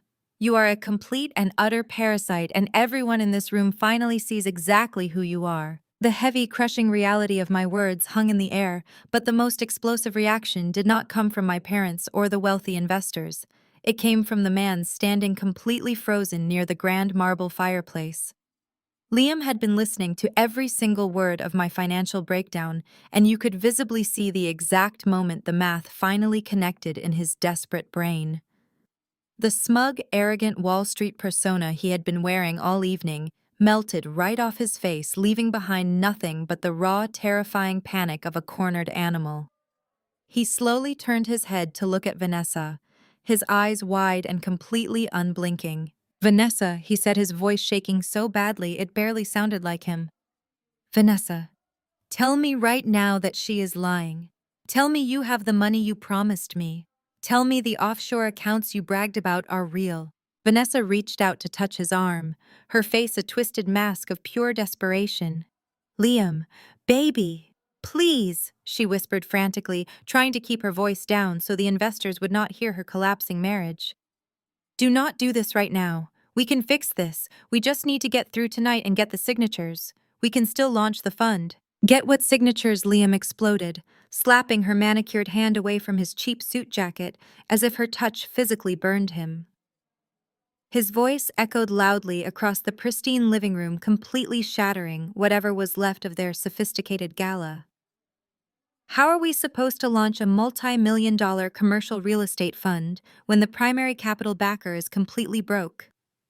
You told me you were old money, Vanessa. You told me your coaching business generated 7 figures a year and you had a massive family trust fund waiting for you. You told me you bought this absolute mansion with cash. My sister took a step back, her emerald silk dress tangling around her ankles. She looked at her husband with absolute terror, finally realizing that the man she thought would protect her was turning into her executioner. I had to exaggerate slightly, Liam, she stammered, tears ruining her expensive makeup. I had to build a strong brand to attract the right clients. Fake it until you make it right. That is what you always told me to do. You said we were a power couple. You have your massive real estate portfolio. We do not even need my money right now. You can fund the initial development phase yourself until my coaching business scales up. The sound that came out of his mouth was a horrific mixture of a laugh and a sob. It was the sound of a man watching his entire future evaporate into thin air. My real estate portfolio? He screamed, grabbing the sides of his head in absolute disbelief. What portfolio, Vanessa? I am completely bankrupt. My broker license was suspended 6 months ago because I could not even afford the basic renewal fees. My credit score is entirely destroyed. The only reason I was able to even rent this cheap suit and the luxury SUV sitting in the driveway was because you co-signed the rental agreements with your supposed pristine credit. The collective shock in the room deepened, reaching an entirely new level of absurdity. The wealthy Baltimore developers and seasoned angel investors who had just listened to his aggressive pitch now stared at the couple with their mouths hanging slightly open. The grand illusion was not just a one-sided lie. It was a massive, pathetic mutual scam. They had both aggressively lied to each other about their imaginary wealth. Liam married Vanessa because he thought she was an incredibly wealthy heiress who could entirely fund his failing commercial projects. Vanessa married Liam because she thought he was a high-rolling Wall Street mogul who could permanently finance her fake influencer lifestyle. Two completely broke, desperate frauds who accidentally married each other, hoping to secure a massive payday that absolutely never existed. Vanessa's eyes widened to the size of saucers. She looked at Liam as if he had just transformed into a completely different person right in front of her. "You are bankrupt," she shrieked, her voice pitching so high it sounded like scraping glass. "You told me you closed 3 commercial high-rises last year. You told me you were swimming in liquid capital. You promised me a life of absolute luxury, Liam. I married you because you were supposed to be my equal. How could you lie to me like this?" "How could I lie to you, Liam?" roared, stepping aggressively into her personal space. His face was bright red and thick veins bulged against his neck. "You are the one who stood in this multi-million-dollar mansion and claimed you owned every single brick. You are the one who paraded around wearing expensive designer dresses and drinking vintage champagne, making me believe I had finally married into elite black high society. You let me stand on that stage tonight and pitch a multi-million-dollar fund using a house you do not even own as collateral. Do you have any idea what you have done, Vanessa? You have made me a completely complicit accessory to massive federal securities fraud." Vanessa pushed him back, hitting his chest with her open palms. Her perfect facade was completely gone, replaced by the raw, ugly truth of her extreme narcissism. "I did everything for this family," she screamed, crying hysterically as she looked around the room at the disgusted faces of the elite guests. "I built the perfect aesthetic. I gave you the wealthy image you needed to impress these people, Liam. You would be completely nothing without me. You are just a pathetic, broke loser who used me to get into this room." I watched the vicious internal conflict erupt right in the middle of my pristine marble living room. I did not intervene and I did not say a single word to stop them. They were tearing each other apart piece by piece, publicly executing their own marriage in front of the most powerful people in Prince George County. The investors who were supposed to hand them millions of dollars were now watching them like they were an incredibly tragic reality television show. The entire room was witnessing the spectacular, highly entertaining collapse of a completely fraudulent empire. They were digging their own graves with every single hysterical insult they hurled at each other, and I was just standing there, enjoying the absolute perfect silence of my total victory. Liam and Vanessa continued to scream at each other, their voices growing incredibly hoarse as they completely dismantled their fake marriage right in front of the wealthy elite. I slowly turned my back on their pathetic display. My business with them was effectively over. They had destroyed each other entirely on their own, and they were now drowning in a toxic mess of their own creation. I shifted my gaze toward the two people who were actually responsible for cultivating this toxic environment in the first place. My mother and father were standing perfectly still near the edge of the grand Persian rug. My father, Harrison, looked like he had aged 20 years in the past 10 minutes. His broad shoulders were deeply slumped, and the arrogant, imposing posture he usually carried himself with was completely gone. He looked like a deflated balloon. My mother Brenda was clutching her expensive diamond necklace, staring at me with eyes full of sheer, unadulterated terror. They had just watched their precious golden child fall completely from grace, and now they had to face the daughter they had so casually thrown away like absolute garbage. I walked slowly toward them, stopping just a few feet away. The elite guests in the room, sensing another massive shift in the power dynamic, immediately quieted down. Even Liam and Vanessa stopped their hysterical screaming, turning to watch the final execution. I reached deep into the pocket of my faded denim jeans and pulled out the crumpled $50 bill my mother had violently shoved into my chest just a few hours ago. I smoothed out the wrinkled green paper between my fingers, holding it up under the bright light of the crystal chandeliers, so every single wealthy investor in the room could see exactly what it was. This morning you stood on the front porch and told me I was a useless failure. I said, my voice perfectly level but carrying an immense crushing weight. You looked me right in the eyes and told me to go sleep in a cheap, dangerous motel because this massive house could not possibly carry another financial burden. You told me that Vanessa worked far too hard to support this family, and you absolutely refused to let me drag your precious golden child down. My mother flinched, as if I had physically struck her across the face. She opened her mouth to offer some kind of pathetic excuse, but her vocal cords were completely paralyzed. She just stared at the crumpled $50 bill, trembling violently.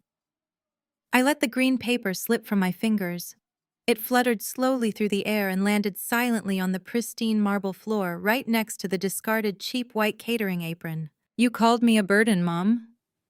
I continued, my voice slicing cleanly through the dead silence of the living room. But clearly you are completely terrible at basic mathematics. So let me break down the exact numbers for you right now as the chief executive officer of a highly successful venture capital firm. Let us do a full forensic audit of your luxurious life. My father swallowed hard, a thick bead of cold sweat rolling down the side of his face. He was a man who prided himself on his financial image, and he was about to be mathematically destroyed in front of his wealthy peers. For the past 5 years, I have quietly funded every single aspect of your extravagant existence, I stated, keeping my eyes locked on their terrified faces. If we exclude the massive $3.2 million initial cash purchase of this physical real estate, let us just look at the raw operating costs. The property taxes, the structural maintenance, and the premium landscaping services required to keep this estate looking perfect for your country club friends cost exactly $65,000 every single year. I pay that directly from my corporate accounts without ever asking you for a dime. I took a slow, deliberate step closer, watching them shrink away from me. Then there are the luxury vehicles. Dad, you drive a custom-leased Mercedes-Benz SUV to your golf tournaments, and Mom, you drive a brand-new Range Rover to your expensive luncheons. The heavy down payments and the massive monthly lease installments for both of those vehicles are paid directly from a corporate shell account that I fully control. That is another $90,000 in pure liquid cash that I spent just so you could look rich sitting in local traffic. The wealthy Baltimore developers and seasoned investors in the room shook their heads in absolute disbelief listening to the staggering financial breakdown. And finally, we have the famous monthly living allowance, I said, gesturing broadly around the room. $15,000 a month wired directly into your joint checking account so you can buy expensive silk dresses and imported vintage champagne. $15,000 a month for 36 consecutive months totals exactly $540,000. I paused, letting the massive figures hang heavily in the quiet air. My parents looked completely suffocated by the numbers. They had absolutely no idea the sheer magnitude of the wealth they had been casually burning through. If we add up the taxes, the luxury car leases, and the monthly cash allowance, the total liquid capital I have spent simply keeping you two comfortable and maintaining your completely fake high society image comes to exactly $1.8 million. I announced the final number ringing out with absolute devastating clarity. $1.8 million out of my own pocket just to make sure the people who gave birth to me never had to struggle for a single day. I stared directly into the horrifyingly blank eyes of my parents. The ultimate realization of what they had done was finally crashing down on them with the force of a freight train.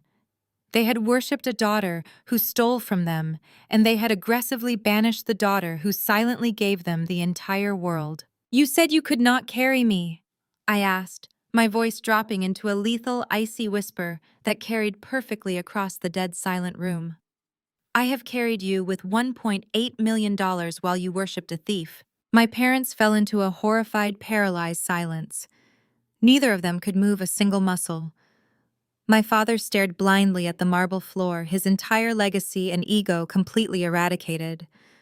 My mother looked like she had stopped breathing altogether, her face entirely drained of blood. The sheer magnitude of my financial sacrifice had completely crushed whatever remaining pride they had left. They had treated the person paying for their entire beautiful world like absolute garbage. They had traded their loyal, generous daughter for a completely fake illusion. And now, standing in the middle of the smoking ruins of their destroyed reputation, there was absolutely nowhere left for them to hide. The absolute silence in the room was heavy enough to crush bone, but I was not entirely finished delivering the truth. Humiliation is a very powerful weapon, but it is not a legal consequence. My parents were standing there completely broken by the mathematical reality of my financial sacrifice, but Liam and Vanessa were still breathing.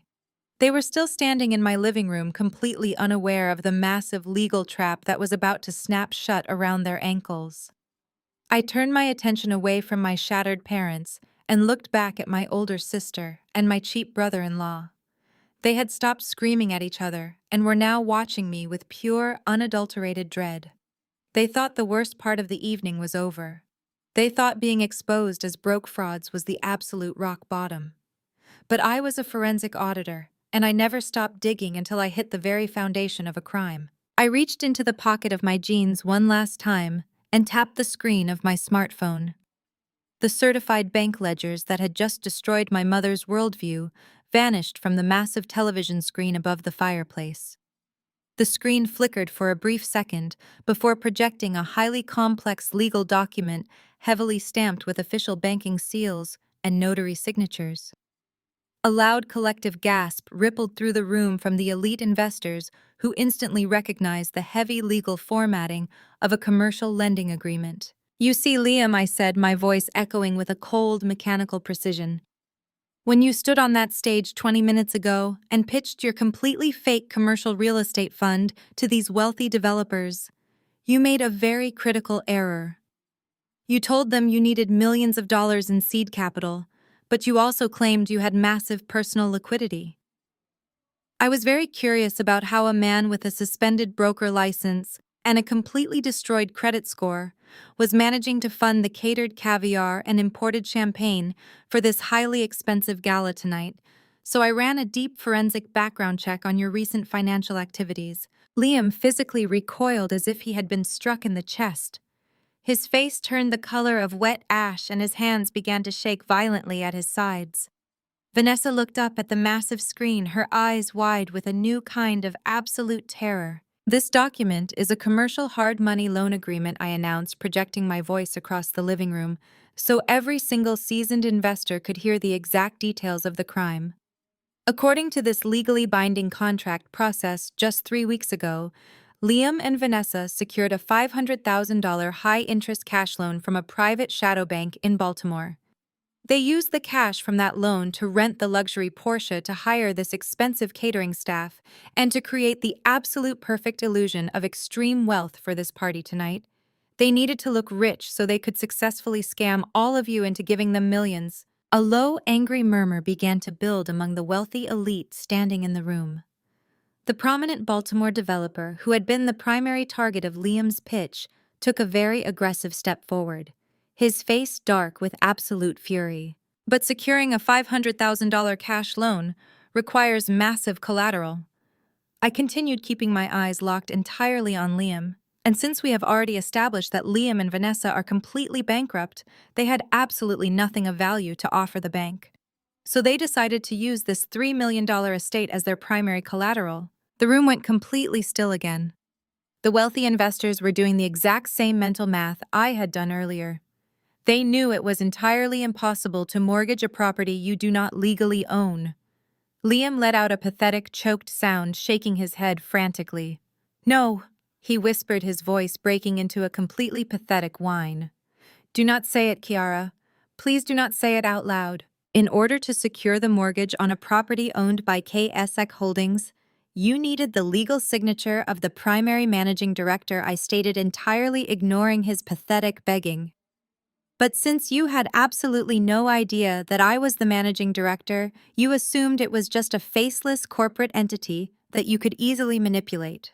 So Vanessa used her fake position as my parents' financial representative to forge a completely fraudulent legal power of attorney document.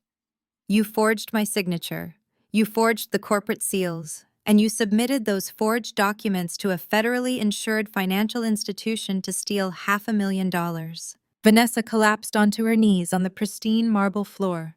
Her heavy burgundy silk dress pooled around her as she began to sob uncontrollably. She wrapped her arms around her stomach, rocking back and forth in pure, absolute despair. She knew exactly what I was saying. She knew the exact legal definition of her actions.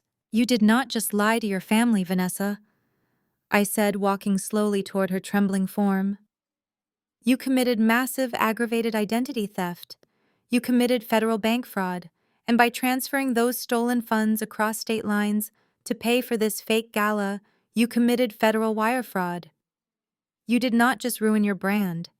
You completely destroyed your entire life, and you dragged your desperate, pathetic husband right down into the federal prison system with you." The reaction from the elite guests was absolutely instantaneous and incredibly violent. The wealthy Baltimore developer pulled his expensive smartphone from his tailored suit jacket and immediately began dialing his private legal counsel. The other powerful investors in the room followed suit, their faces twisted into masks of absolute rage and deep disgust. They had been invited to a high society gala, only to discover they were standing in the middle of an active federal crime scene, being actively solicited by two incredibly desperate felons. "We are leaving," the Baltimore developer announced, his deep voice completely shattering whatever remained of the sophisticated atmosphere. He looked directly at my father, who was still standing frozen near the Persian rug. "You invited us into your home, Harrison, to help your son-in-law steal millions of dollars from us. You paraded your completely fraudulent daughter around and let her lie to our faces. You are an absolute disgrace to this community. My lawyers will be contacting the federal authorities first thing in the morning to hand over every single piece of prospectus paperwork Liam gave me tonight. I will make absolutely sure you and your entire toxic family are completely blacklisted from every single financial institution on the East Coast." My father opened his mouth to apologize, but he was completely drowned out by the sudden chaotic movement of the crowd. The wealthy elite of Maryland were not just leaving, they were actively fleeing the massive estate. They shoved past each other, eager to completely distance themselves from the radioactive fallout of the Harrison family. The women grabbed their expensive designer coats from the coat check room, and the men marched aggressively toward the heavy mahogany front doors. The absolute panic in the air was thick and suffocating. They wanted absolutely nothing to do with a federal mortgage fraud investigation. My mother Brenda chased after them, her expensive high heels clicking desperately against the marble floors. "Helen, please wait!" my mother cried out, grabbing the arm of Mrs. Calloway, the older woman who had recognized me in the maid's uniform. "Please do not leave like this, Helen. We had absolutely no idea. We are completely innocent in all of this." Mrs. Calloway yanked her arm out of my mother's grasp with such violent force that my mother actually stumbled backward. "Do not ever speak to me again, Brenda," Mrs. Calloway hissed, her voice filled with pure concentrated venom. "You stood right there and publicly humiliated your own youngest daughter, who was secretly paying for your entire luxurious existence. You worshipped a criminal and you treated your actual savior like complete garbage. You are a deeply sick and completely toxic woman. You deserve absolutely everything that is about to happen to you."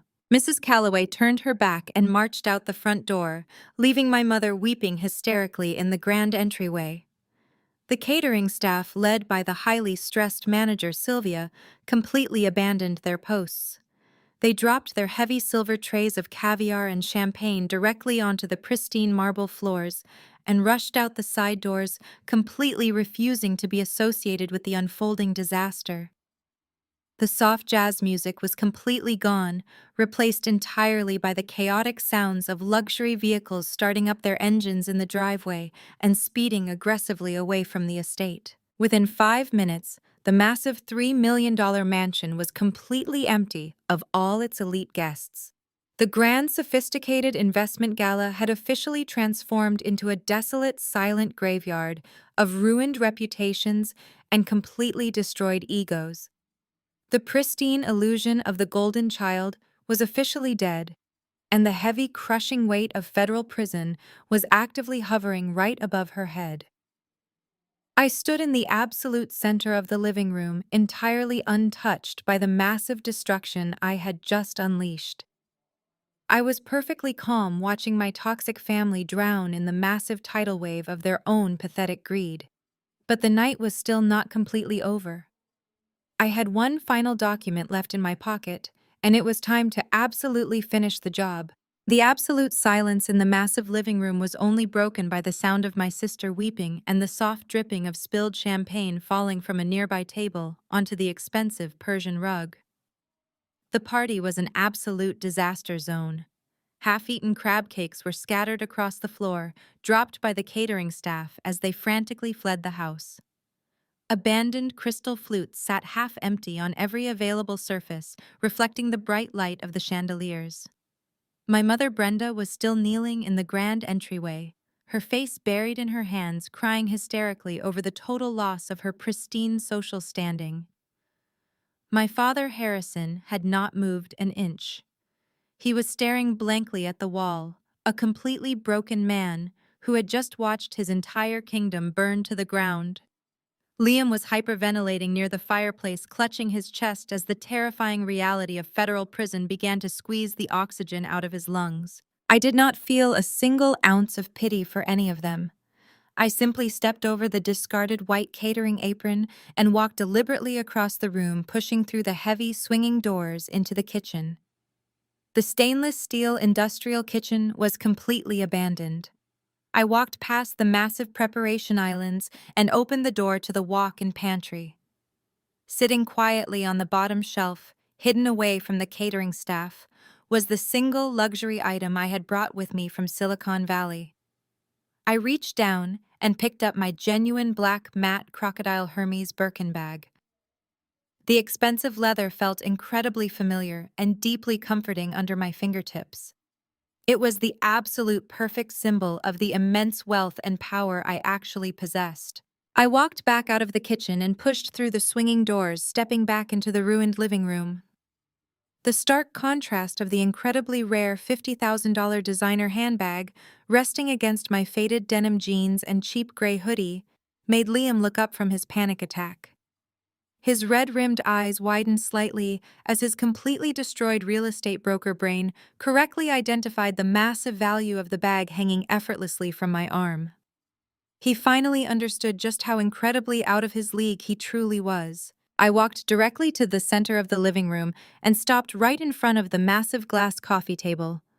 Vanessa looked up at me from the floor, her face a complete, swollen mess of ruined makeup and deep despair. I unclasped the heavy gold hardware of the Birkin bag and reached my hand inside. "There is one final piece of business we need to conclude tonight," I announced, my voice completely calm and devoid of any lingering emotion. It sliced through the sound of their pathetic sobbing, commanding their absolute attention. I pulled a thick stack of heavy legal papers from the interior of my bag. The top page was adorned with several aggressive red stamps from the county court and a bold official seal. I held the document up for just a moment, letting the bright overhead lights illuminate the heavy black text before I tossed it onto the center of the glass coffee table. It landed with a loud, satisfying smack that made my father flinch. "What is that?" My father. Harrison croaked, his voice incredibly weak and rasping, as if he had not swallowed water in days. He took a slow, trembling step forward, terrified of what new destruction I had just placed in front of him.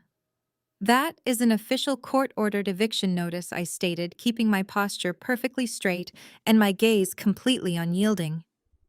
"It is already signed, heavily stamped, and fully authorized by a superior court judge in Prince George County." My mother let out a sharp, terrified gasp, scrambling up from the floor in the entryway and rushing back into the living room. "An eviction notice," she cried out, her voice pitching into a hysterical shriek. "You cannot evict us, Kiara.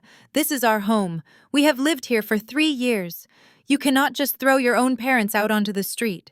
We are legally protected tenants. You have to give us at least 30 days.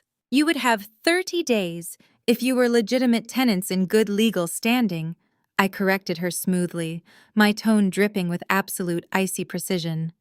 "But since neither you, nor Dad, nor Vanessa ever signed a formal lease agreement with KSEC Holdings, you are legally classified as unauthorized occupants.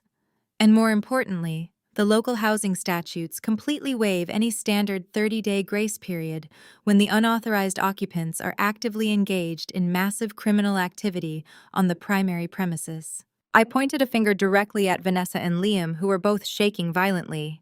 "By forging my corporate signature and using this exact property to secure a fraudulent $500,000 commercial loan, Vanessa and Liam committed a severe felony on this estate. My legal team submitted the undeniable proof of that massive fraud to the housing court judge yesterday morning.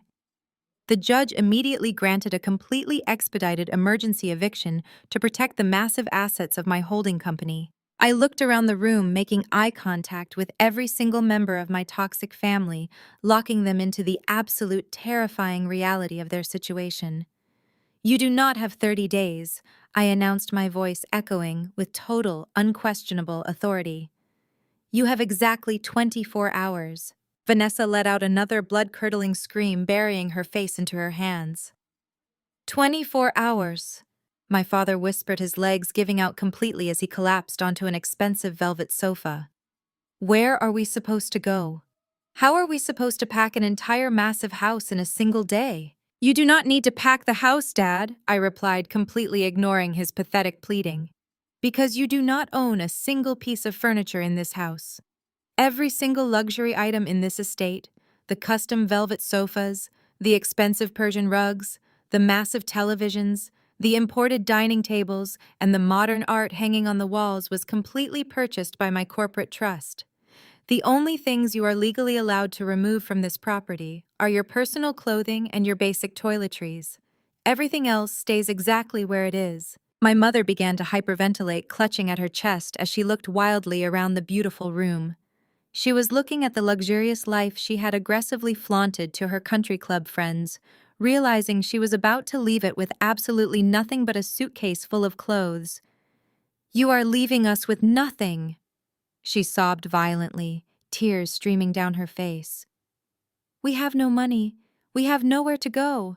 Liam and Vanessa are completely broke. You are making us entirely homeless." "I am not making you anything, Mom," I responded, my voice as cold and hard as solid concrete. "I gave you a $3 million estate and a massive monthly allowance. You are the ones who chose to spit in my face. You chose to worship a manipulative thief because she fit the perfect fake aesthetic you desperately wanted to project to the world. You let her steal my generosity, and you used it to actively humiliate me. You made your choices, and now you are completely out of my house." I tapped the heavy legal document resting on the glass coffee table. "Tomorrow evening at exactly 8 o'clock, a private security firm will arrive at the front gates accompanied by the local county sheriff." I warned them, my tone leaving absolutely no room for any negotiation. "If any of you are still standing inside this house or anywhere on this physical property when they arrive, you will be immediately arrested for criminal trespassing. They will physically drag you out in handcuffs and leave you on the curb." Liam slowly lowered his head into his hands, completely paralyzed by the utter devastation of his life. He had lost his fake wealthy wife. He had lost his fake real estate fund, and now he was losing the fake mansion. He used to build his entire fraudulent identity. Vanessa was completely unresponsive. just a shaking puddle of ruined silk and desperate tears on the marble floor. My parents were violently sobbing, their entire world completely stripped away, leaving them with the exact same poverty they had mocked me for just a few hours earlier. I had successfully executed the absolute perfect corporate and personal destruction.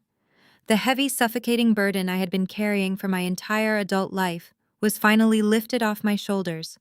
But they still had absolutely no idea that the legal nightmare I had constructed for them was about to reach its terrifying climax. Because while the eviction notice completely handled the civil aspect of their betrayal, the criminal consequences were already speeding down the highway directly toward our front door. The crushing finality of my deadline hung in the stale air of the ruined living room. My father, Harrison, was the first one to completely break.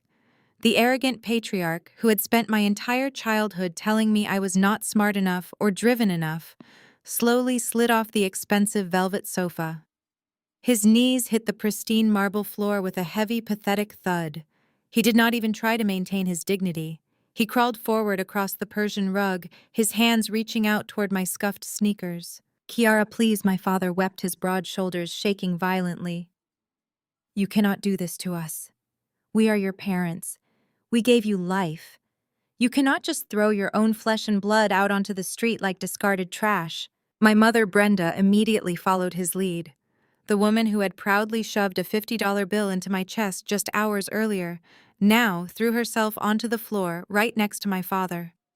Her expensive designer gown soaked up the spilled champagne as she dragged herself toward me. She grabbed the hem of my faded denim jeans, her perfectly manicured fingers clutching the cheap fabric like it was her only lifeline. "Oh, my sweet girl," my mother sobbed, her voice entirely stripped of its former arrogant venom. "I am so sorry, Kiara. I was so blind. Vanessa manipulated us. She lied to us and poisoned our minds against you. You know I always loved you the most. You are my youngest baby. Blood is thicker than water, Kiara. You have to forgive us. The Lord commands us to forgive our family." I looked down at the two pathetic figures groveling at my feet. It was the most spectacular 180-degree attitude shift I had ever witnessed in my entire life. Just a few hours ago, they were completely willing to let me freeze in the dark because they thought I had absolutely no financial value to them. They treated me like a repulsive disease when I was wearing a cheap polyester catering apron. But the exact second they realized I was the actual billionaire holding the keys to their luxurious kingdom, they suddenly remembered how to be loving parents. They weaponized the concept of blood ties and religious forgiveness only when their massive bank accounts and expensive country club memberships were violently threatened. "Blood does not excuse abuse, Mom," I stated, my voice perfectly level. "Blood does not give you a free pass to exploit me and humiliate me in front of the entire county. You do not love me. You love the massive house I bought. You love the luxury cars I leased for you. You love the $15,000 allowance I wired you every single month. You are not crying because you suddenly realized you were terrible parents. You are crying because the ATM machine just permanently locked you out," my mother wailed, burying her face against my shoes. "Please, Kiara," she begged hysterically. "We will change. We will kick Vanessa out. We will never speak to her again. Just let us stay in the house. We will do whatever you want." Vanessa heard her own mother completely turn against her, and she snapped. The golden child who had spent her entire life basking in their unconditional worship suddenly realized she was being aggressively thrown completely under the bus. She pushed herself up from the marble floor, her face a twisted mask of pure desperate rage. She did not attack our parents, though. She turned all of her explosive venom directly onto the man she had married. "This is all your fault!" Vanessa shrieked, lunging toward Liam. She pounded her fists against his cheap navy suit jacket, her emerald silk dress tearing slightly at the seam. "You ruined my life, Liam. You told me the commercial loan was perfectly legal. You told me we just needed temporary collateral to get the fund started. You forced me to forge those documents. You manipulated me into committing federal mortgage fraud." Liam grabbed her wrists completely out of patience and entirely out of love. He shoved her backward so hard she stumbled and fell hard against the heavy glass coffee table. I forced you! He roared, his face bright red with absolute fury. You are the one who printed the fake power of attorney forms, Vanessa. You are the one who sat in the bank manager's office and lied straight to his face with a completely straight smile. You wanted that $500,000 so you could rent this stupid Porsche and buy your fake designer bags. Do not you dare try to pin this entire federal crime on me, you psychotic parasite. I am a public figure, Vanessa screamed back, completely unhinged. I have an empire to protect. You are just a failed broker with a suspended license. When the federal authorities get here, I am going to tell them everything was your idea. I will testify against you, Liam. I will tell the judge you emotionally abused me and coerced me into signing those papers. You stupid delusional woman. Liam laughed, a harsh, manic sound that echoed wildly through the massive room. My signature is not on the fake corporate consent forms. Yours is. You forged your own sister's name because you thought you were completely untouchable. You are going to federal prison. Vanessa and I am going to make absolutely sure you take the entire maximum sentence. They were completely tearing each other to pieces. The fake power couple was now actively threatening to destroy each other in federal court just to save their own pathetic skins. My parents were still sobbing on the floor, begging for a financial mercy they absolutely did not deserve.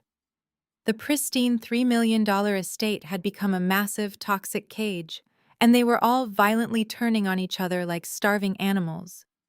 I stood completely still, observing the horrific chaos with absolute detachment. I did not need to raise my voice or defend myself anymore. The truth had done all the heavy lifting for me. I took a slow step backward, forcing my mother to release her desperate grip on my jeans. She slumped forward onto the Persian rug, her expensive diamond necklace scratching against the floorboards. Dad, I said, looking down at the broken patriarch, you told me to pursue a respectable profession. You told me I lacked the ambition to ever be successful. But here you are, crawling on your hands and knees, begging the daughter you despised to let you sleep in the house she owns. You threw away your dignity for a free ride. There is absolutely nothing respectable about you. My father squeezed his eyes shut, tears streaming down his wrinkled cheeks.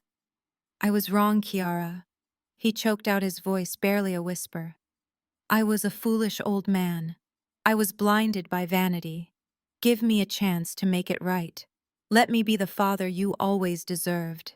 It is far too late for that, I replied simply. You had 32 years to be a father to me. Tonight was your absolute last test, and you failed it the exact second you handed me that catering apron.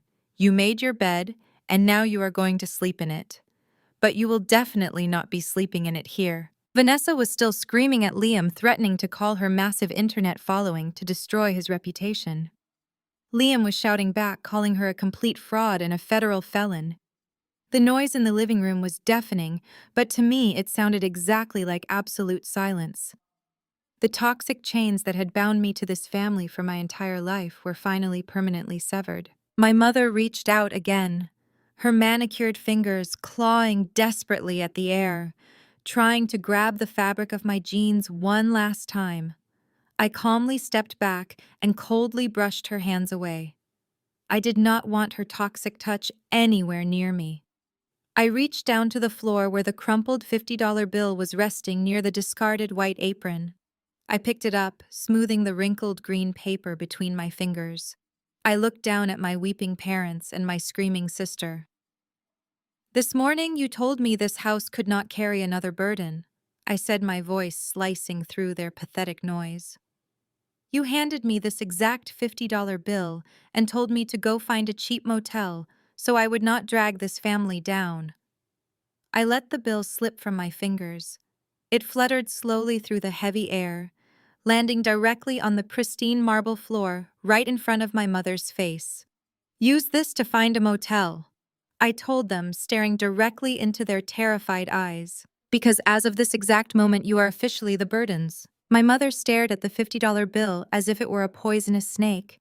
The poetic justice of the moment was completely suffocating her. But before she could even formulate a single word of response, the quiet, affluent neighborhood was suddenly shattered by a deafening sound. The shrill, aggressive wail of police sirens pierced through the thick walls of the mansion. Red and blue flashing lights immediately flooded through the massive floor-to-ceiling windows, illuminating the ruined living room with a chaotic strobe effect. Liam completely froze, his head snapping toward the front of the house. Vanessa stopped her hysterical screaming, her jaw dropping in absolute terror. They had been so busy destroying each other that they completely forgot about the wealthy elite guests who had just fled the party. One of the seasoned bank representatives, who had been sitting in the front row during Liam's fraudulent pitch, had stepped out onto the driveway and immediately called the local authorities. He reported an active multi-million-dollar mortgage fraud happening in real time, and the police responded with overwhelming force. The sound of heavy tires screeching to a halt on the custom stone driveway echoed loudly. Heavy footsteps pounded onto the front porch. The consequences of their massive greed had finally arrived. The heavy mahogany front doors were aggressively pushed open. Half a dozen police officers swarmed into the grand entryway, their heavy boots echoing violently on the pristine marble floors. They completely ignored my weeping parents and marched straight toward the center of the living room. Liam did not even try to run. He just collapsed onto his knees, placing his hands behind his head as two officers grabbed his arms and forcefully yanked them behind his back. The loud metallic click of the steel handcuffs locking around his wrists sounded like absolute poetry to my ears. Vanessa tried to back away, her emerald silk gown completely ruined as she hit the glass coffee table. "I am a victim!" she shrieked hysterically as a female officer grabbed her by the shoulder. "He made me do it. I am a famous influencer, you cannot touch me." The officer completely ignored her pathetic screaming, twisting her arms behind her back and securing her in handcuffs right alongside her fraudulent husband. They marched the fake power couple out of the massive living room. Vanessa was sobbing uncontrollably, dragging her feet as the officers escorted her toward the flashing police cruisers waiting outside. Liam looked like a completely hollow shell, staring blankly at the floor as his entire pathetic life evaporated. They were both heading straight to a federal holding cell to face years in prison for massive securities and mortgage fraud. My parents remained huddled together on the Persian rug, weeping violently into each other's arms. They were entirely alone, surrounded by the empty ruins of their fake high society lifestyle. The massive $3 million mansion they had used to elevate their fragile egos was about to be sealed shut, and they had absolutely nothing left to their names except the crumpled $50 bill resting on the floor. I did not offer them a final goodbye. I did not look back at their broken, sobbing figures. I simply turned around and walked out the front doors, stepping into the cool night air. The flashing police lights illuminated the stone driveway, but my eyes were focused entirely on the sleek black SUV, waiting quietly at the edge of the property. My private driver opened the rear door for me with a respectful nod. I slid into the luxurious leather interior, leaving the chaos and the police sirens completely behind me. My private jet was waiting on the tarmac at the local airport, ready to fly me back to my real life in Silicon Valley. I leaned back against the plush seat, staring out the tinted windows as the mansion disappeared from view. I had finally shed the massive toxic weight of my family. I had completely destroyed their illusion and protected my own empire. And for the first time in my entire life, I felt absolute pure freedom. The most powerful lesson from this story is that biology does not give anyone the right to abuse, manipulate, or exploit you. True family is built on mutual respect, not toxic obligations or a shared last name. When relatives use guilt and public image to trap you, your greatest weapon is the undeniable truth. Keeping your composure, protecting your financial assets, and maintaining your independence will always be your strongest shield. Never let the fear of losing toxic people keep you from defending your inner peace. Your true worth is defined by your own resilience, never by their broken expectations. If you have ever had to walk away from toxic relatives to protect your own peace, share your story in the comments below, and do not forget to like and subscribe for more empowering content.